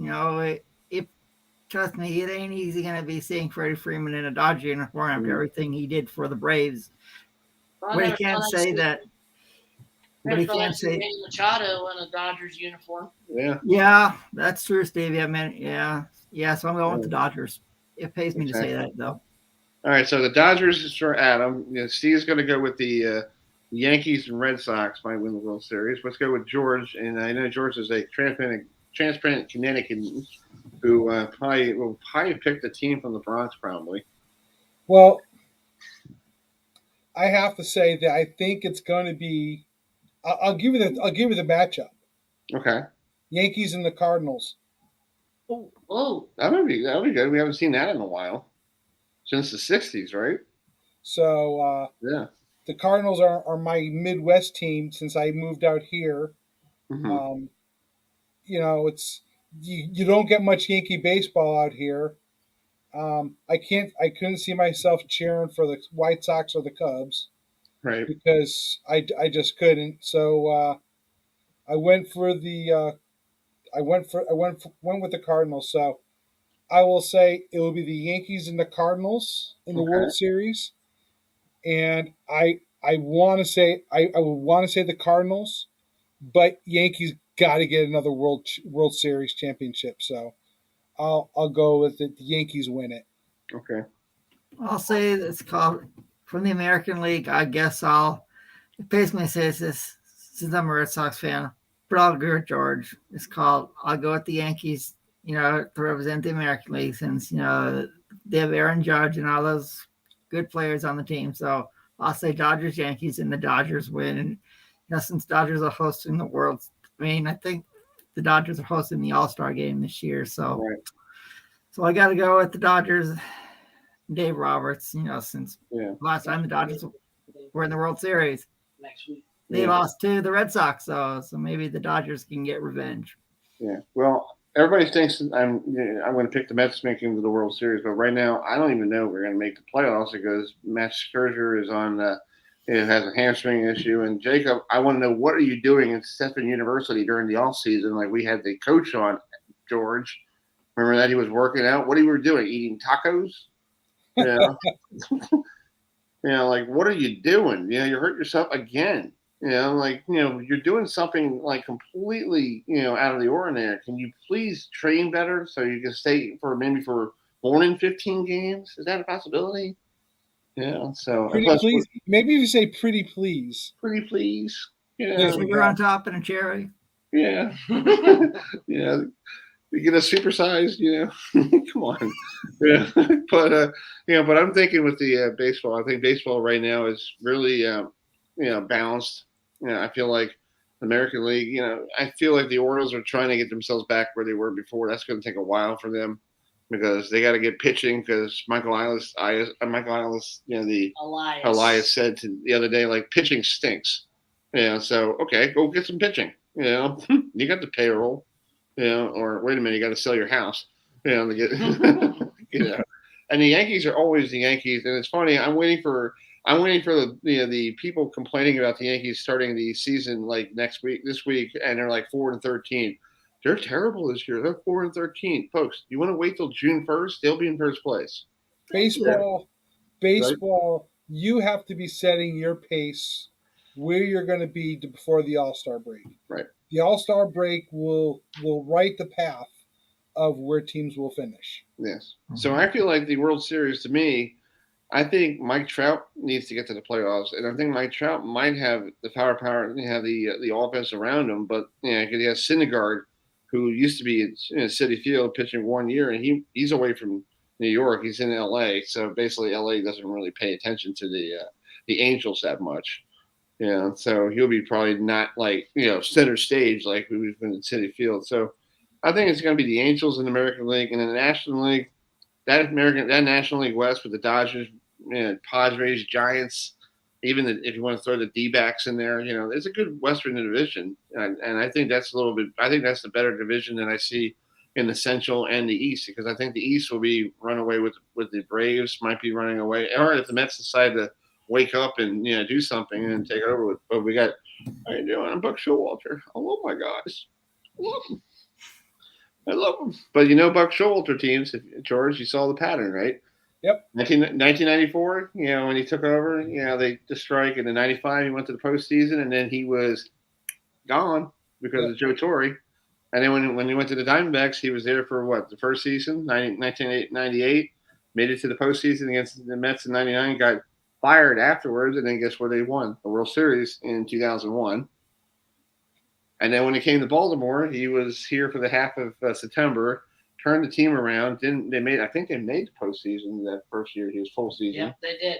That's when they lost to Detroit. Yeah, Detroit. No, they beat Detroit. They lost to Kansas City. That was it. Yeah, I was. So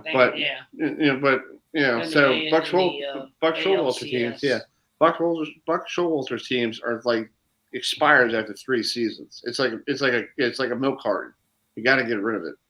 And for me, I think the Mets are just going to use him for 3 years to get somebody who might be an up and coming manager in their farm system.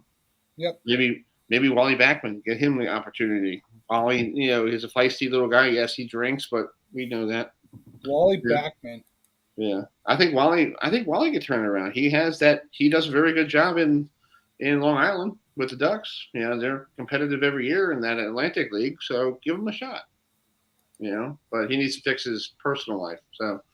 So I feel like it's going to be the Angels and Dodgers, maybe a freeway series. We haven't seen that before. Yeah, and what about a San Francisco Bay Area? Well, Oakland and San Francisco rematch of the Earthquake series. Yeah, that could happen. So I'm thinking it's going to be somebody in the West. So I'm thinking it's going to probably be somebody in the National League West will win the World Series. Probably the Dodgers again or the Giants. Okay. Yeah. So let's wrap up the show here. We do have an interview with a former major leaguer who won a World Series with the Cincinnati Reds. Beat the Athletics in 1990, swept them in 4 games. His name is Joe Oliver, and I had a chance to speak to him last Thursday. We will see you guys next Tuesday night. We'll talk some Orioles baseball because I got Rob Long from 105.7 to come on here in Baltimore. We'll talk some Orioles baseball because they have an off day against the Milwaukee Brewers. The Brew Crew comes to town. Hey, get your beer. Yeah. So here's the interview with Joe Oliver. Good night, guys. Night. All right, folks. Hello, everybody, and welcome to our interview with Joe Oliver, who a former major leaguer. Now he's going to be managing the FrederickKeys in this Major League Baseball draft league coming up this June in Frederick, Maryland. So, Joe, thanks for joining us. How are you doing lately, and how did you get this job with Frederick? Everything's going well. Excited about this new opportunity. I was in the developmental league last year in Bluefield, and had contemplated last year whether to start out with this league or not, and decided to go with the younger guys at developmental league, and then when a position opened up here in Frederick, I immediately called the league and said I would definitely like to be involved in it, and it was a pretty quick process, and I'm excited about being able to have an impact on some of these kids that hopefully want to further their career in the professional ranks.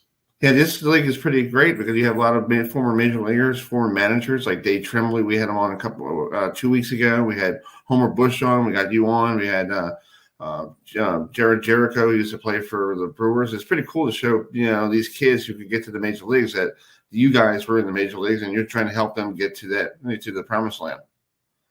Yeah, it's the opportunity that myself and my coaching staff, we've got some major league experience with Angel Sanchez and Dennis Rasmussen helping out, and being able to pass along the experiences that we've came across throughout our careers, whether it was through the draft or the minor leagues or getting to the big leagues. So there's definitely a lot of experiences that we want to pass along and to be able to help these kids be able to make it as easy a transfer as possible happen. Did you when you in 1990 when you guys swept the A's, did you ever thought that you guys were going to sweep them? Because I know the A's had that powerful lineup with Mark McGwire and and Jose Canseco, and then like you said, Dennis Eckersley. Did you think that in your wildest dreams you could sweep them? I would be lying if I said I did.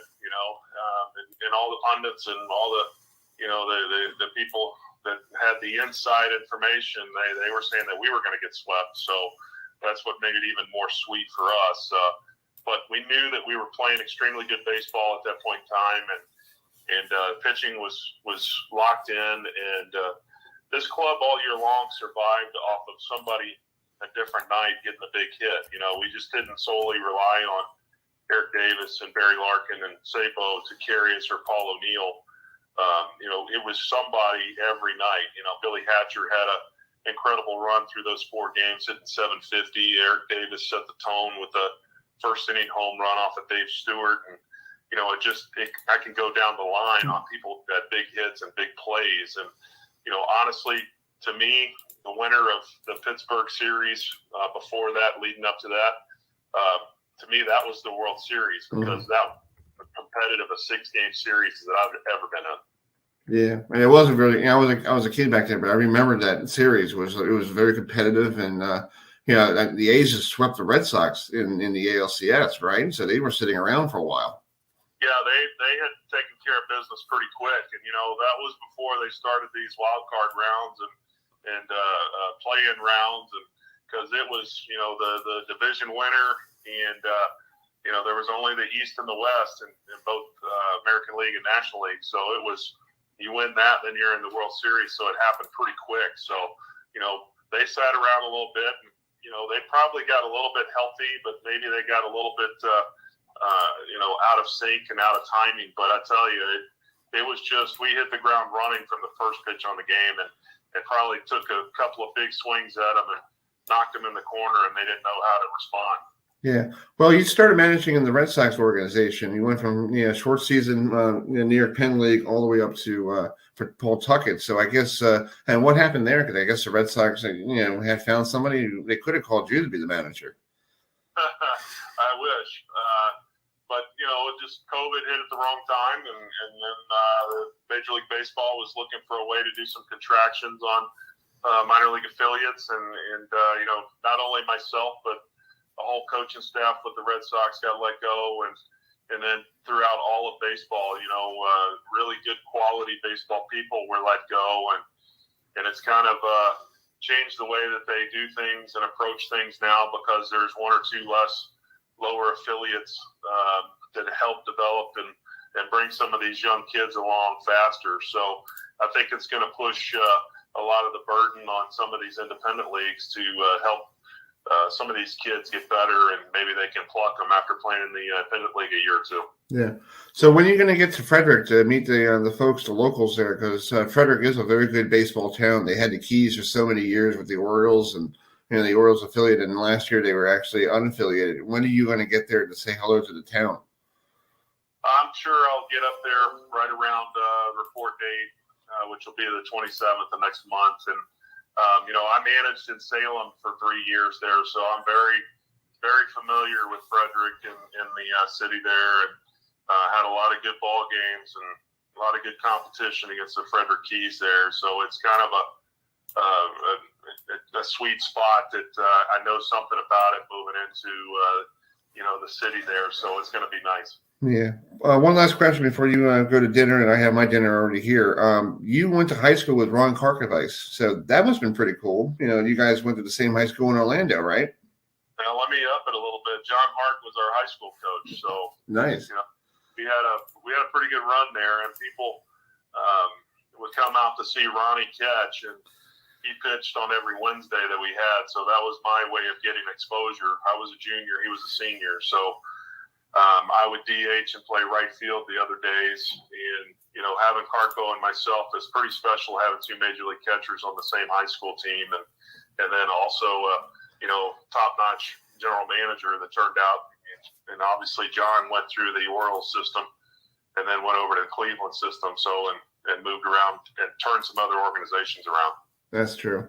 Well, Joe, thanks so much for taking some time this evening. Enjoy your dinner, and I hope to talk to you sometime when you get to Frederick. And don't be a stranger. We'd love to get you on the show again. Great. All right. Thank you. All right. Let me hit the. Get out, literally walk straight across. And his grave's about 50.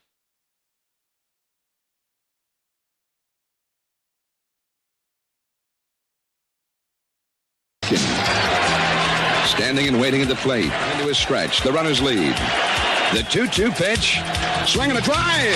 Deep into left field. Back is Greenwell. Back he goes. Goal!